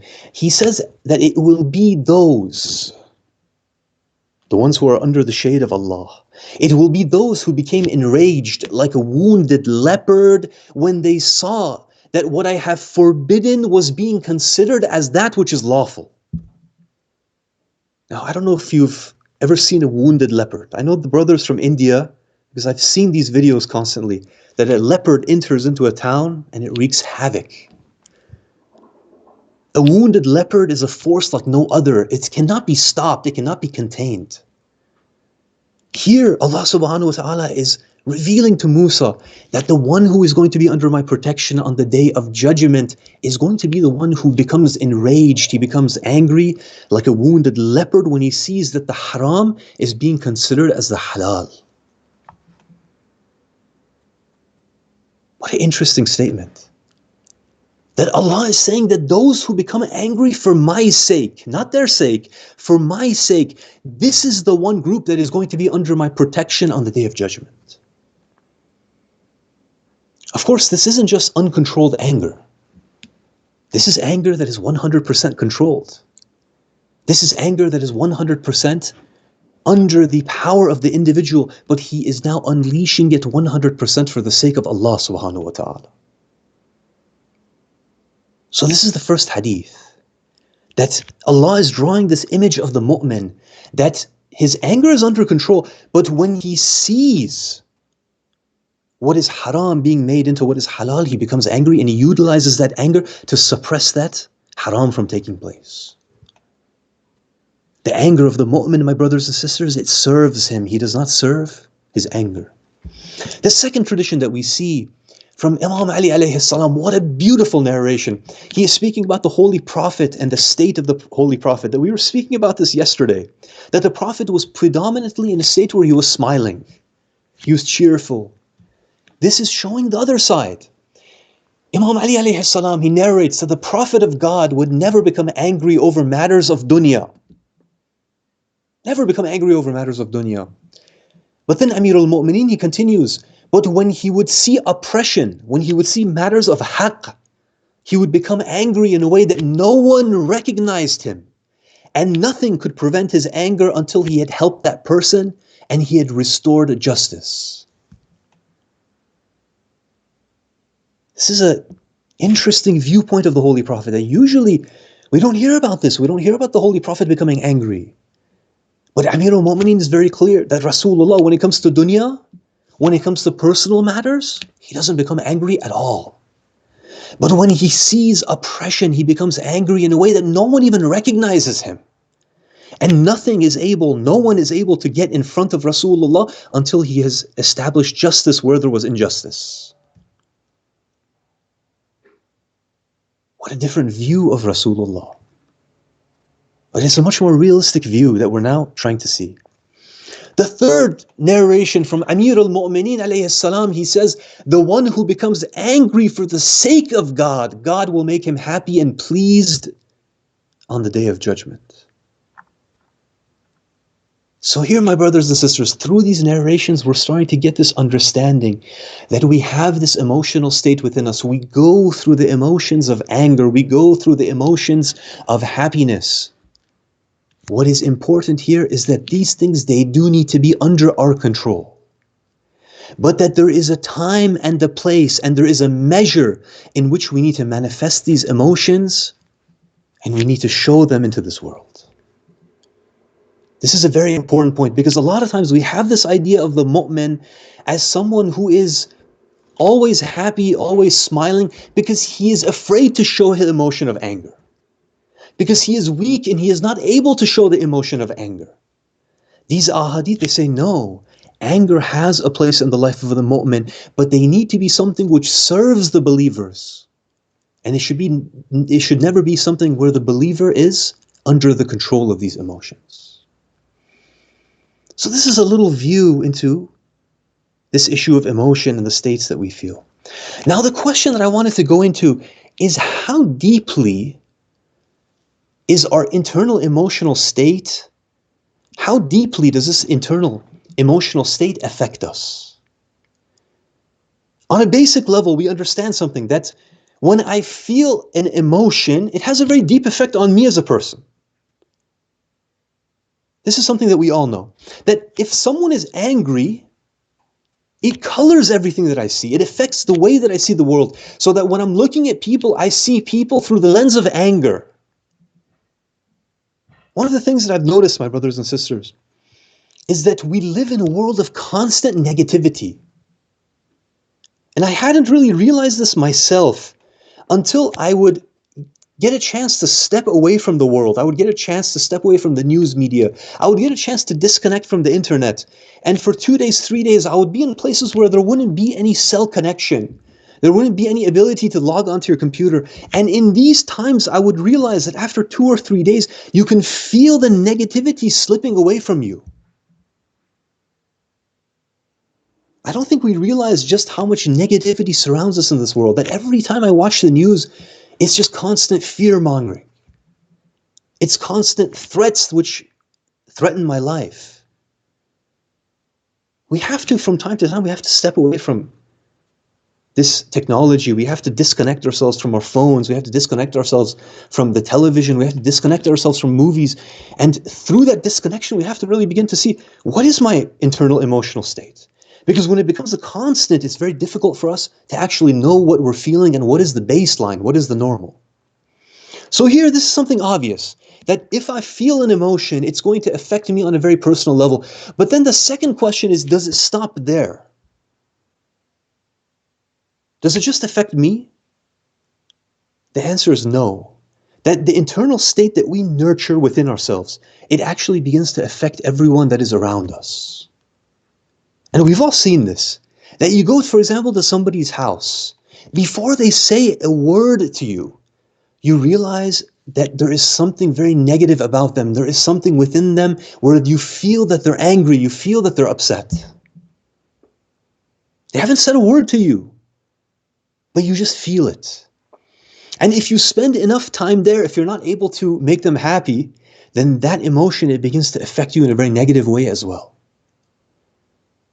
So now there's this idea that the internal emotional state that I nurture within me, it not only affects me, but it begins to affect others as well around me. It affects my family members. It affects my wife. It affects my kids. If I'm a person that nurtures anger, if I'm a person that nurtures jealousy, then I'm going to see that these influences, these emotions are going to begin to spread to these individuals in my family as well. But then, is that where it stops? Does it just affect those around you in the society that you live in? My brothers and sisters, it goes even deeper. That the internal state that we internalize, that we nurture, it reaches the point that it even begins to affect the world around us, even those things which are not human beings, things like water, things like air, things like dirt. It manifests itself in the physical world around us. Now you might be wondering, how in the world does an internal state affect the air or the water that surrounds us? When we look at our society, let me throw this example out there. When we look at our society is that if you look at the American society, at the Western society, one of the things that it is based upon this emotion of greed. It's this idea that you never have enough, that feeling that you always need more no matter how wealthy you are. And if you look as a result of that state of greed, my brothers and sisters, look at the state of our water. The water that was pure in the past, it's now polluted. The air that was fresh in the past is now filled with smog. Even the earth that we walk upon, it has its own level of pollutants that sometimes the EPA has to come and it has to shut down an area. It says that this earth is too polluted for human contact. Stay away from this area. You see, my brothers and sisters, we choose to nurture that internal state that we have. We choose to nurture that emotional state that is within us. And this state, it not only affects us as spiritual beings, it not only affects us as Muslims, but it affects those around us, and it can even affect the air and the water that we are surrounded with. SubhanAllah, it shows the importance of this inner reflection, that when this month of Ramadan comes, this is why it's so critical that we need to really have this internal reflection. Now, we were speaking about the power of this internal state. The question I wanted to now pose is, when the Imam comes, Imam Mahdi alayhi salam, when he comes, is there going to be something different about his government and the internal state of the people who live under him? What is going to be unique about the government of the Imam? What is it that he's going to foster in the internal state of the people? When we look at every society and civilization, my brothers and sisters, every single society and civilization, it has some sort of this internal foundation. Every society. And it is this internal foundation which then the people connect to one another through. So for example, our society is a society which is based on the foundation of greed. It is perhaps based on the foundation of hate. There's a lot of positive aspects. We don't want to deny the positive aspects. But there's no denying that at a civilizational level, we are in a civilization where the base foundation is that of hate and greed. They don't call it hate and greed, they call it the profit motive, for example. And there's nothing wrong with seeking a profit, but when it is taken to this level of extreme, that is all that matters and that human considerations are thrown away, then this is where it becomes a problem. Now, when we look at the direction that this society is going, there is a feeling that everyone is feeling in the West, that there is a time that we are in right now, that it is the time of decline. Everyone feels it, that golden era, that golden age of prosperity has ended, and now we're kind of on this roller coaster ride that is taking us all the way down. And if we look back as Muslims and we say, what is it that caused this downward decline of our civilization? The answer is that any system which does not have the proper foundations, the proper internal, emotional, spiritual foundations, that is a society, that is a civilization which will be destroyed. And we see this in the story of every single civilization that rose and then it fell. When the Imam comes, my brothers and sisters, he is going to establish a civilization which is based on something radically different than any civilization that we have ever seen. In one tradition, Imam Muhammad al-Baqir alayhi salam, he says when Al-Qa'im makes his advent, wealth will be distributed among the people in such an equitable manner that not a single person is going to be found in need of zakat. Just imagine, the Imam comes, he distributes wealth amongst the people of humanity, all human beings, they don't have to be Muslim. He distributes wealth among the people in such a way that when I need to give charity, I'm not going to be able to find a person to give charity to. Today, if you look at GoFundMe, it's one of the most active websites because there are so many people who are in need of charity. When Imam Mahdi comes, he will create a system, he will distribute wealth in a way where we will not be able to find even a single person who is in need of zakat. In another tradition, the Holy Prophet of Islam, he says that at that time, when Al-Qa'im comes, he says that at that time, spite and enmity are going to be removed from the hearts. If spite and enmity are removed from the hearts, my brothers and sisters, what is left? It leaves the heart open for love. It leaves the heart open for a society where instead of enmity and jealousy and hatred, there is love between human beings for the sake of Allah. So this is what we are waiting for, my brothers and sisters, that when the Imam comes, he is going to be building a government which is based on justice.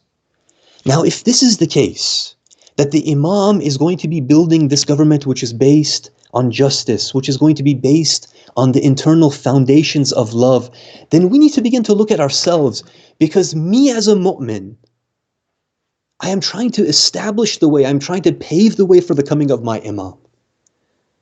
If that is the case, then I need to look at a few relationships that I have within myself and with others, and I need to see what is this basis and the foundation of this relationship that I have. Sometimes we have relationships with ourselves or with others which are based on incorrect ideas. So let's take a look at a few of these relationships that exist in our own lives.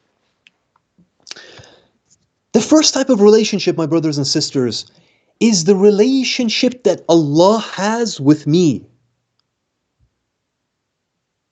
Because when we look at this issue of the relationship that Allah has with me, a lot of people, they have doubts that if there is so much evil in this world, if there is so much suffering in this world, can it be the case that Allah truly loves me?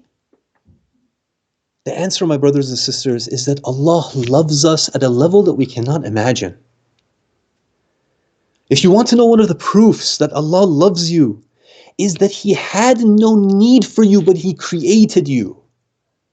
That can only come from love. If someone doesn't have a need for you, you don't augment them, you don't benefit them, He goes and creates you anyway, then that is a sign that He truly must have loved you. He sends messengers to you to guide you. He gives you loving parents.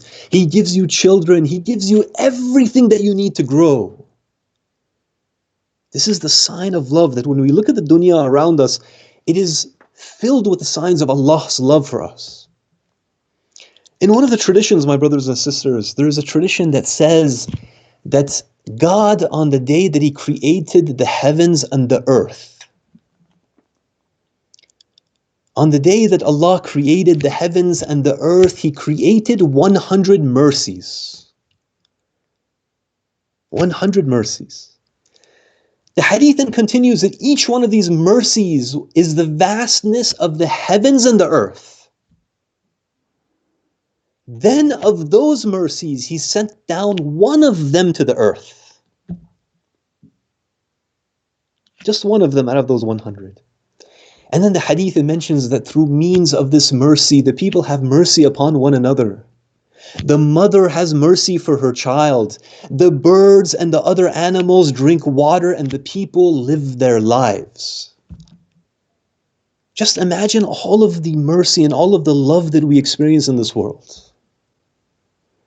All of the beautiful things that we experience in this world, all of the beautiful emotions that we experience in this world, where have these come from? All of these are from one of the mercies of Allah subhanahu wa ta'ala out of the 100 mercies that He has created. Now this tradition, it ends here. But it raises the question that what about the other 99 mercies? Allah created them. He gave us one of them in this world.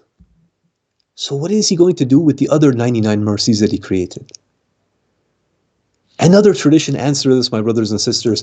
The other tradition mentions that the other 99 mercies Allah subhanahu wa ta'ala is reserving for the day of judgment. The day of judgment, that on that day He's going to unleash these mercies on human beings, on mankind. And one of the things that we know about the day of judgment is that Allah is going to shower us with so much mercy that it is said that even shaitan is going to become hopeful. Hopeful of what? Shaitan is going to become hopeful that if Allah is treating these human beings with this much mercy, perhaps He's going to forgive me as well. This is shaitan, my brothers and sisters. The one who disobeyed Allah, the one who rejected the command of Allah, the one who has created all of this suffering in this earth. Even shaitan on the day of judgment, he's going to be looking at this mercy of Allah and he's going to have that hope in his heart. There is no doubt that Allah loves each and every one of us with an intense love. The second type of relationship, my brothers and sisters, it is the relationship that we have with our Creator. When we look at the Holy Quran, there's a beautiful verse, that the verse, it says, وَالَّذِينَ آمَنُوا أَشَدُّ حُبًّا لِلَّهِ. That Allah has mentioned that those who believe are intense in their love of Allah. Here in this month of Ramadan, in this state of fasting, in this state where we are reciting the Quran and the du'as, we have to ask ourselves, what is my relationship with my Creator? وَالَّذِينَ آمَنُوا أَشَدُّ حُبًّا لِلَّهِ. That those who believe are intense in their love of Allah. If I was to gauge my own love of my Creator, what is it? If I was to put it on a sliding scale from 1 to 10, where am I? If it isn't at the highest level, what is holding me back? Is it something in my belief system that is holding me back?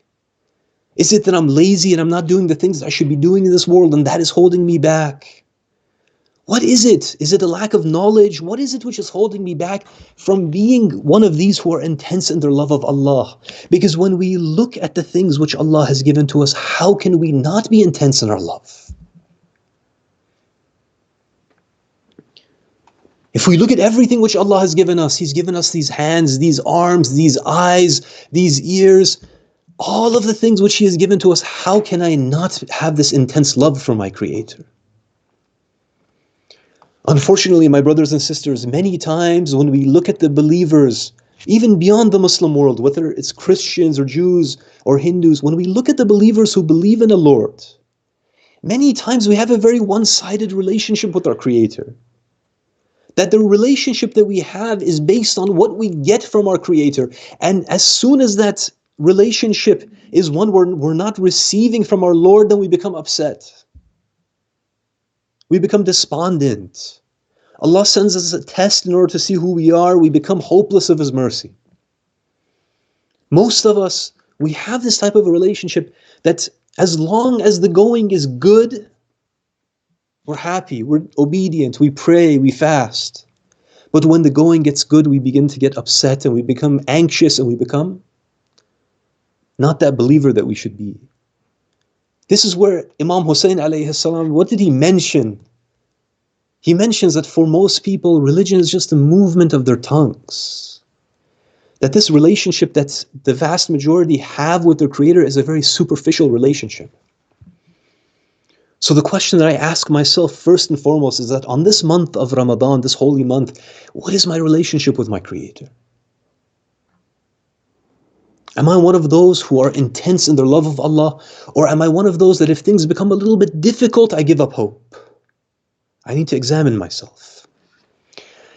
The third type of relationship, my brothers and sisters, is the love and the relationship that we have for ourselves. Many times, many of us, we suffer from the low self-esteem. We may have been in situations where people have put us down. We may have had bad parents. We may have been abused. We may have been hurt. And what this has caused is that when we look at ourselves in a very lowly way. We feel that we're not worth anything. My brothers and sisters, if Allah created you, then you have to believe that you have an unbelievable amount of value in His eyes. When we look at the Holy Quran, it says, وَلَقَدْ كَرَّمْنَا بَنِي آدَمَ. That Allah is saying, we have certainly given honor to the children of Adam. Allah is telling you that if I created you, that you have unbelievable value. Know your worth. Have that love that you should have for yourself. And in a tradition, Imam Ali alayhi salam, beautiful tradition, he tells us that the value of your soul is nothing less than paradise. So be careful that you don't sell it for anything less. Amir al-Mu'mineen alayhi salam, he's really telling us the value that we have in the eyes of Allah, that Allah created you for one purpose. He created you to be at the peak. Your place is in the paradise. Your place is not supposed to be in the hellfire. So be careful that you understand your value and that you don't sell yourself for anything less. But here we have to also mention a point that we have to be careful of exceeding the bounds as well. That sometimes if we begin to love ourselves too much, then that leads to issues of greed and selfishness. Islam, my brothers and sisters, is a religion of moderation. It wants us to be confident, but it doesn't want us to be arrogant. Inshallah, Allah will grant us this sort of a relationship with ourselves. The third category, my brothers and sisters, is the category of love for others. One of the most important things that Allah commands for us, He says that I want you to have love for others. I want you to care for others. One of the famous traditions that I'm sure all of you are familiar with is the tradition of Rasulullah, where he says that the one who wakes up in the morning, he thinks he's a Muslim. The one who wakes up in the morning but he doesn't care of the affairs of the ummah, he is not one of us. What a beautiful tradition. That if you wake up and the perspective that you have, the worldview that you have, the religion that you're really practicing on a practical level is that I don't care about anyone else, I care about myself. Rasulullah, he says this individual, he's not one of us. He's not one of us Muslims. The key to being a Muslim is that when you wake up, you have this worldview that you care about the rest of humanity. You care about the rest of your Muslim brothers and sisters. In one tradition, my brothers and sisters, there's a beautiful saying from Imam Ja'far as-Sadiq alayhi salam, where he says something that is really surprising. He says that if you want to see how much a person loves their religion, because this is what we all want to know, right? We all want to know, in this holy month of Ramadan, how much do I love Islam? How much do I love Allah? What is the love that I have for this religion? Imam Sadiq, he says, if you want to see how much a person loves their religion, then look at how much they love their fellow brethren. What a statement. You want to know how much you love Allah? You want to know how much your love is for Islam? Then look at how much you love your fellow companions. Look at how you love your fellow Muslims. Sometimes we go to the masajids and somebody might be rude to us. Someone might mistreat us. And we turn our backs on the masjids. We say that these Muslims, they're not good people. I see more humanity outside of the fold of the Muslim community. Imam Sadiq, he says, no. If you want to see how much this love of religion is in your heart, then look at the love that you have for your fellow brothers. The people in your communities. The Muslim brothers and sisters that you hang out with. This is the measure of the love that is in your heart. The second tradition, my brothers and sisters, and I know I'm getting close to my end time, the second tradition from Amir al-Mu'mineen Ali ibn Abi Talib is that he has mentioned, may it not be that your brother loves you more than you love him. What a tradition. May it not be that your brother loves you more than you love him. And by the way, this is equal for brothers and sisters, from the community of brothers and the community of sisters, that the Imam is almost putting it in these words, that you should be in a competition with the believers. You should be in a competition to see who has the most love for one another, sincere love, pure love for the sake of Allah.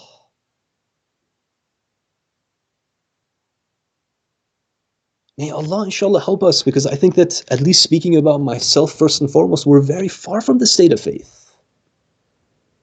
And it's something which worries me intensely, that Amir al-Mu'mineen alayhi salam, he's putting it into these words, that he is saying that it should almost be a race. Never allow your brother to love you more than you love him. The third and final tradition, my brothers and sisters, and we will end it here inshallah, is that many people assume, okay, well, this is speaking about the Muslim community, and it is true that when it comes to the Muslim community, there is a special love that you should have for the believers. There's no doubt about this. But in a letter from Imam Ali alayhi salam to Malik Ashtar, the Imam opens the door. The Imam opens the door, he says, "O Malik, know that human beings are of two types. Either they are your brothers in faith, or they are your equals in humanity." And then Amir al-Mu'mineen, he continues, he says, they will commit slips and encounter mistakes. They may act wrongly, willfully, or by neglect. So extend them your forgiveness and pardon in the same way that you would like Allah to extend His forgiveness and His pardon to you. Sometimes we feel that this love that we should have is only for the Muslim community. Imam Ali alayhi salam, he breaks it open. He says, "O Malik, do you want to have the hearts of the people that you're ruling over? Then see them as human beings. See them as people with intrinsic value." When we look at the example of Rasulullah, my brothers and sisters, the question that oftentimes comes is, how did Rasulullah convert so many people? Was it the logic that he used? Was it the arguments that he had? The answer, my brothers and sisters, is that the way that Rasulullah converted so many people was that he looked at them as human beings. He felt the emotion of love towards them, that when he would speak to them, he loved them. And so these individuals could feel that this is a real individual, this is an individual that cares about me. Amir al-Mu'mineen, he's telling Malik, do you want to win people to your way? Then see them as your brothers in faith or your equals in humanity. Look at them through the eyes that Allah looks at them. Sometimes, my brothers and sisters, we argue with people, we debate with people, we have conversations with people, we are trying to prove a point, and our point is 100% correct. And yet, in spite of us being 100% correct, we lose the argument. How do we lose the argument? It's because the emotion that was in us, it wasn't the emotion of love. We were trying to dominate over that individual. We were trying to prove how great we were. And so even though we win the argument, we lose the argument. When we're dealing with the communities that we have, Muslims and non-Muslims, when we are dealing with the society that we live in, my brothers and sisters, we have to deal with this society on the basis and the emotion of love. This is the only way that we're going to win people to our cause. This is the only way that we're going to win people to our religion. And this is one of the things that if we want Allah subhanahu wa ta'ala to deal with us with His mercy and His love, He has asked that we extend this love not just to the Muslims, but indeed to all of humanity. I know that my time is close to being up, inshallah. I wanted to end it here, that we raise our hands in dua, inshallah, and that we ask Allah to forgive us our sins and our faults and our shortcomings. And we ask that Allah, He fills our hearts with His love, as well as the love of His creation, and that He gives us the tawfiq of dealing with all of humanity on this basis. Assalamu alaikum wa rahmatullah.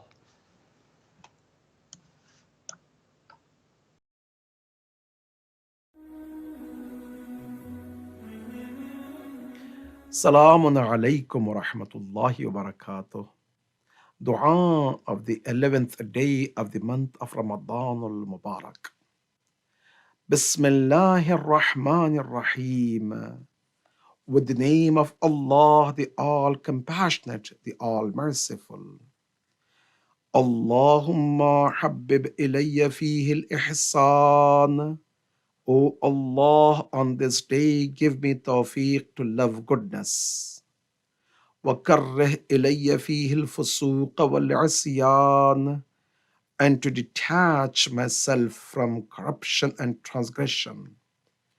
وَحَرِّمْ عَلَيَّ فِيهِ السَّخَطَ وَالنَّيْرَانَ, and prohibit for me your punishment and the fire. بِعَوْنِكَ يَا غِيَاثَ الْمُسْتَغِيثِينَ, I ask you by your assistance, O the helper of those who seek assistance.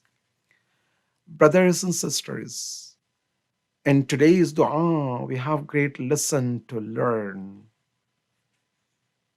The first thing is to have a love, to seek Allah subhanahu wa ta'ala, the quality of loving goodness. The second one is to have a quality to detach and be away from dhulm, corruption, and asyan, tyranny. The third one is to seek Allah subhanahu wa ta'ala's protection for the punishment and hellfire. All these three things we can achieve if we live the life of Ahlul Bayt. How to do that?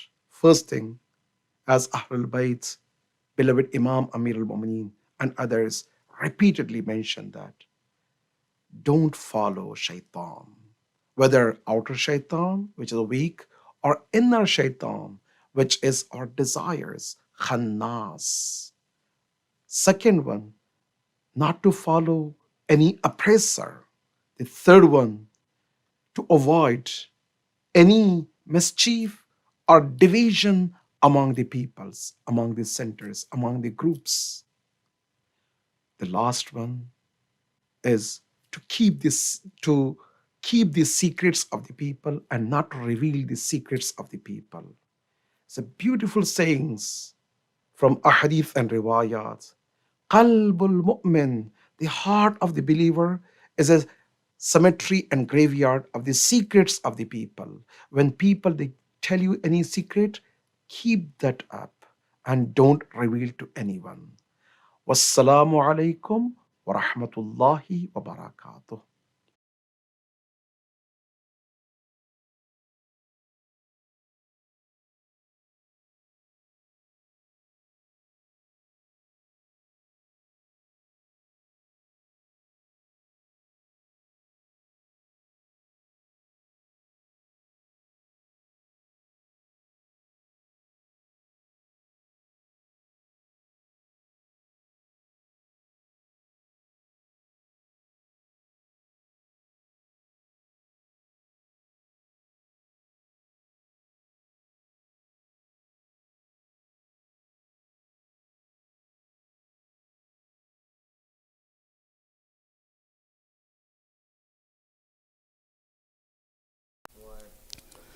اللهم صل على محمد وآل محمد.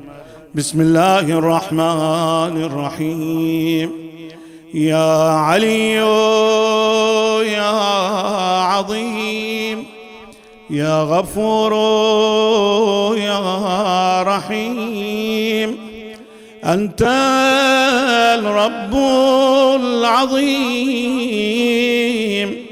الذي ليس كمثله شيء، وهو السميع البصير.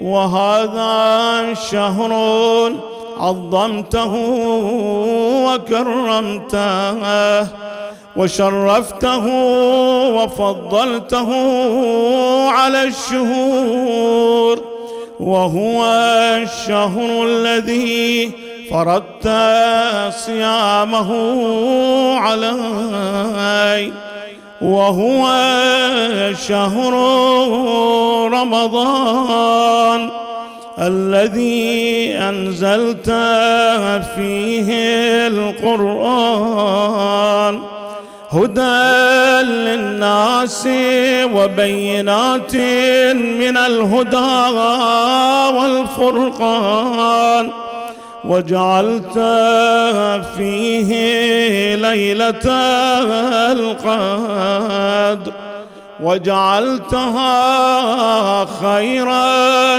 من 1000 شهر فيا ذا المن ولا يمن علي من علي بفكاك رقبتي من النار فيمن تمن علي وادخلني الجنة برحمتك يا أرحم الراحمين. اللهم صل على محمد وآل محمد. أعوذ بالله من الشيطان الرجيم. بسم الله الرحمن الرحيم. إن الله وملائكته يصلون على النبي يا أيها الذين آمنوا صلوا عليه وسلموا تسليما. اللهم صل على محمد وآله. سبحان الله والحمد لله ولا إله إلا الله والله أكبر ولله الحمد. الحمد لله رب العالمين. الله أكبر الله أكبر الله أكبر الله أكبر. أشهد أن لا إله إلا الله. أشهد أن لا إله إلا الله. أشهد أن محمدا رسول الله. أشهد أن محمدا رسول الله. أشهد أن مولانا أمير المؤمنين علي ولي الله. أشهد أن مولانا أمير المؤمنين عليا حجة الله. حي على الصلاة حي على الصلاة حي على الفلاح حي على الفلاح حي على خير العمل حي على خير العمل. الله أكبر الله أكبر. لا إله إلا الله. لا إله إلا الله. وصلى اللهم على محمد وآله وسلم. اللهم صل على محمد وآل محمد.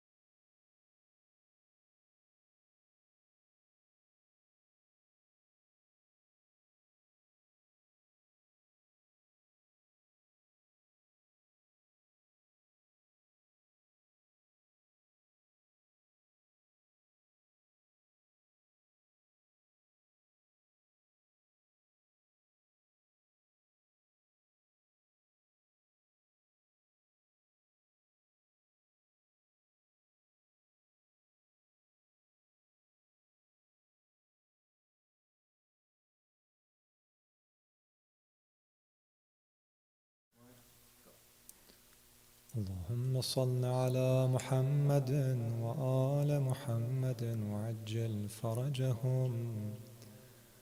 أعوذ بالله من الشيطان الرجيم. بسم الله الرحمن الرحيم.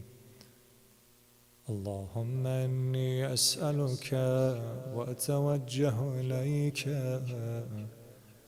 بنبيك نبي الرحمة محمد صلى الله عليه وآله. يا أبا القاسم يا رسول الله، يا إمام الرحمة، يا شفيع الأمة، يا سيدنا ومولانا، إنا توجهنا واستشفعنا وتوصلنا بك إلى الله، وقدمناك بين يدي حاجاتنا. يا وجيها عند الله، اشفع لنا عند الله. يا أبا الحسن يا أمير المؤمنين، يا علي بن أبي طالب، يا حجة الله على خلقه، يا سيدنا ومولانا، إنا توجهنا واستشفعنا وتوسلنا بك إلى الله، وقدمناك بين يدي حاجاتنا. يا وجيها عند الله، اشفع لنا عند الله. يا فاطمة الزهراء يا بنت محمد، يا غرة عين الرسول، يا سيدتنا ومولاتنا، إنا توجهنا واستشفعنا وتوسلنا بك إلى الله، وقدمناك بين يدي حاجاتنا. يا وجيهة عند الله، اشفعي لنا عند الله. يا أبا محمد يا حسن بن علي، أيها المجتبى يا ابن رسول الله، يا حجة الله على خلقه، يا سيدنا ومولانا، إنا توجهنا واستشفعنا وتوسلنا بك إلى الله، وقدمناك بين يدي حاجاتنا. يا وجيها عند الله، اشفع لنا عند الله. يا أبا عبد الله يا حسين بن علي، أيها الشهيد يا ابن رسول الله، يا حجة الله على خلقه، يا سيدنا ومولانا، إنا توجهنا واستشفعنا وتوسلنا بك إلى الله، وقدمناك بين يدي حاجاتنا. يا وجيها عند الله، اشفع لنا عند الله. يا أبا الحسن يا علي بن الحسين، يا زين العابدين يا ابن رسول الله يا حجة الله على خلقه يا سيدنا ومولانا إنا توجهنا واستشفعنا وتوسلنا بك إلى الله وقدمناك بين يدي حاجاتنا يا وجيها عند الله اشفع لنا عند الله يا أبا جعفر يا محمد بن علي أيها الباغر يا ابن رسول الله يا حجة الله على خلقه يا سيدنا ومولانا إنا توجهنا واستشفعنا وتوسلنا بك إلى الله وقدمناك بين يدي حاجاتنا يا وجيها عند الله اشفع لنا عند الله يا أبا عبد الله يا جعفر بن محمد أيها الصادق يا ابن رسول الله يا حجة الله على خلقه يا سيدنا ومولانا إنا توجهنا واستشفعنا وتوسلنا بك إلى الله وقدمناك بين يدي حاجاتنا يا وجيها عند الله اشفع لنا عند الله يا أبا إبراهيم يا موسى بن جعفر أيها الكاظم يا ابن رسول الله يا حجة الله على خلقه يا سيدنا ومولانا إنا توجهنا واستشفعنا وتوسلنا بك إلى الله وقدمناك بين يدي حاجاتنا يا وجيها عند الله اشفع لنا عند الله يا أبا الحسن يا علي بن موسى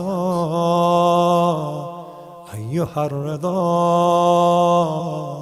يا ابن رسول الله يا حجة الله على خلقه يا سيدنا ومولانا إنا توجهنا واستشفعنا وتوسلنا بك إلى الله وقدمناك بين يدي حاجاتنا يا وجيها عند الله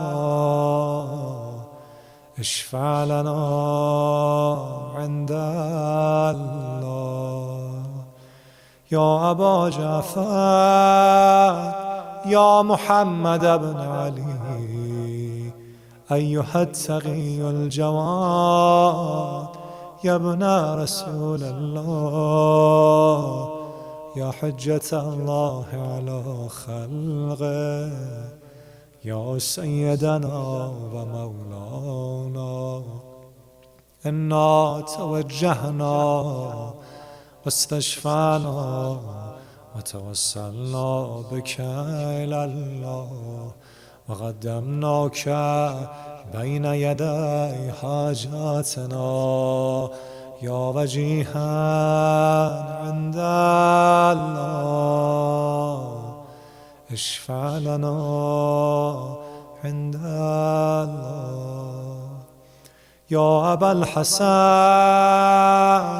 يا علي بن محمد أيها الهادي النقي يا ابن رسول الله يا حجة الله على خلقه يا سيدنا ومولانا إنا توجهنا واستشفعنا وتوسلنا بك إلى الله وقدمناك بين يدي حاجاتنا يا وجيها عند الله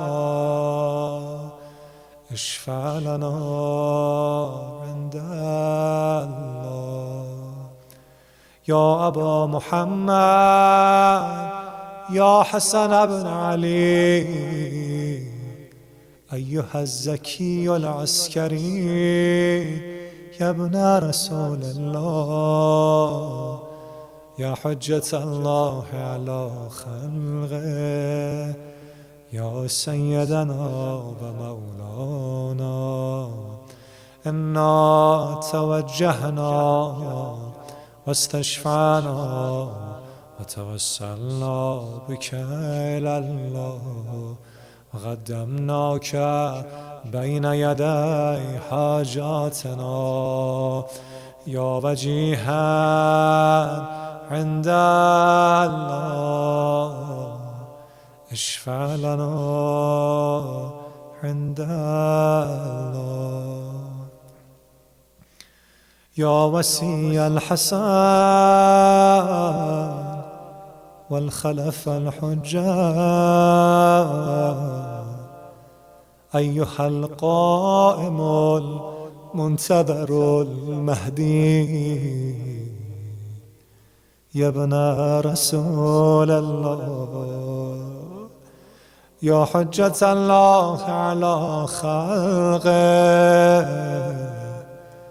يا سيدنا ومولانا إنا توجهنا واستشفعنا وتوسلنا بك إلى الله وقدمناك بين يدي حاجاتنا يا وجيها عند الله اشفع لنا عند الله يا وجيها عند الله اشفع لنا عند الله حاجات يا سادتي وموالي إني توجهت بكم أئمتي وعدتي ليوم فغري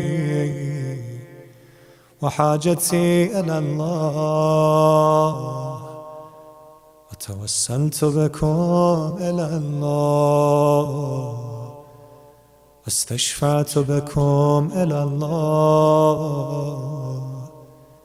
فاشفعوا لي عند الله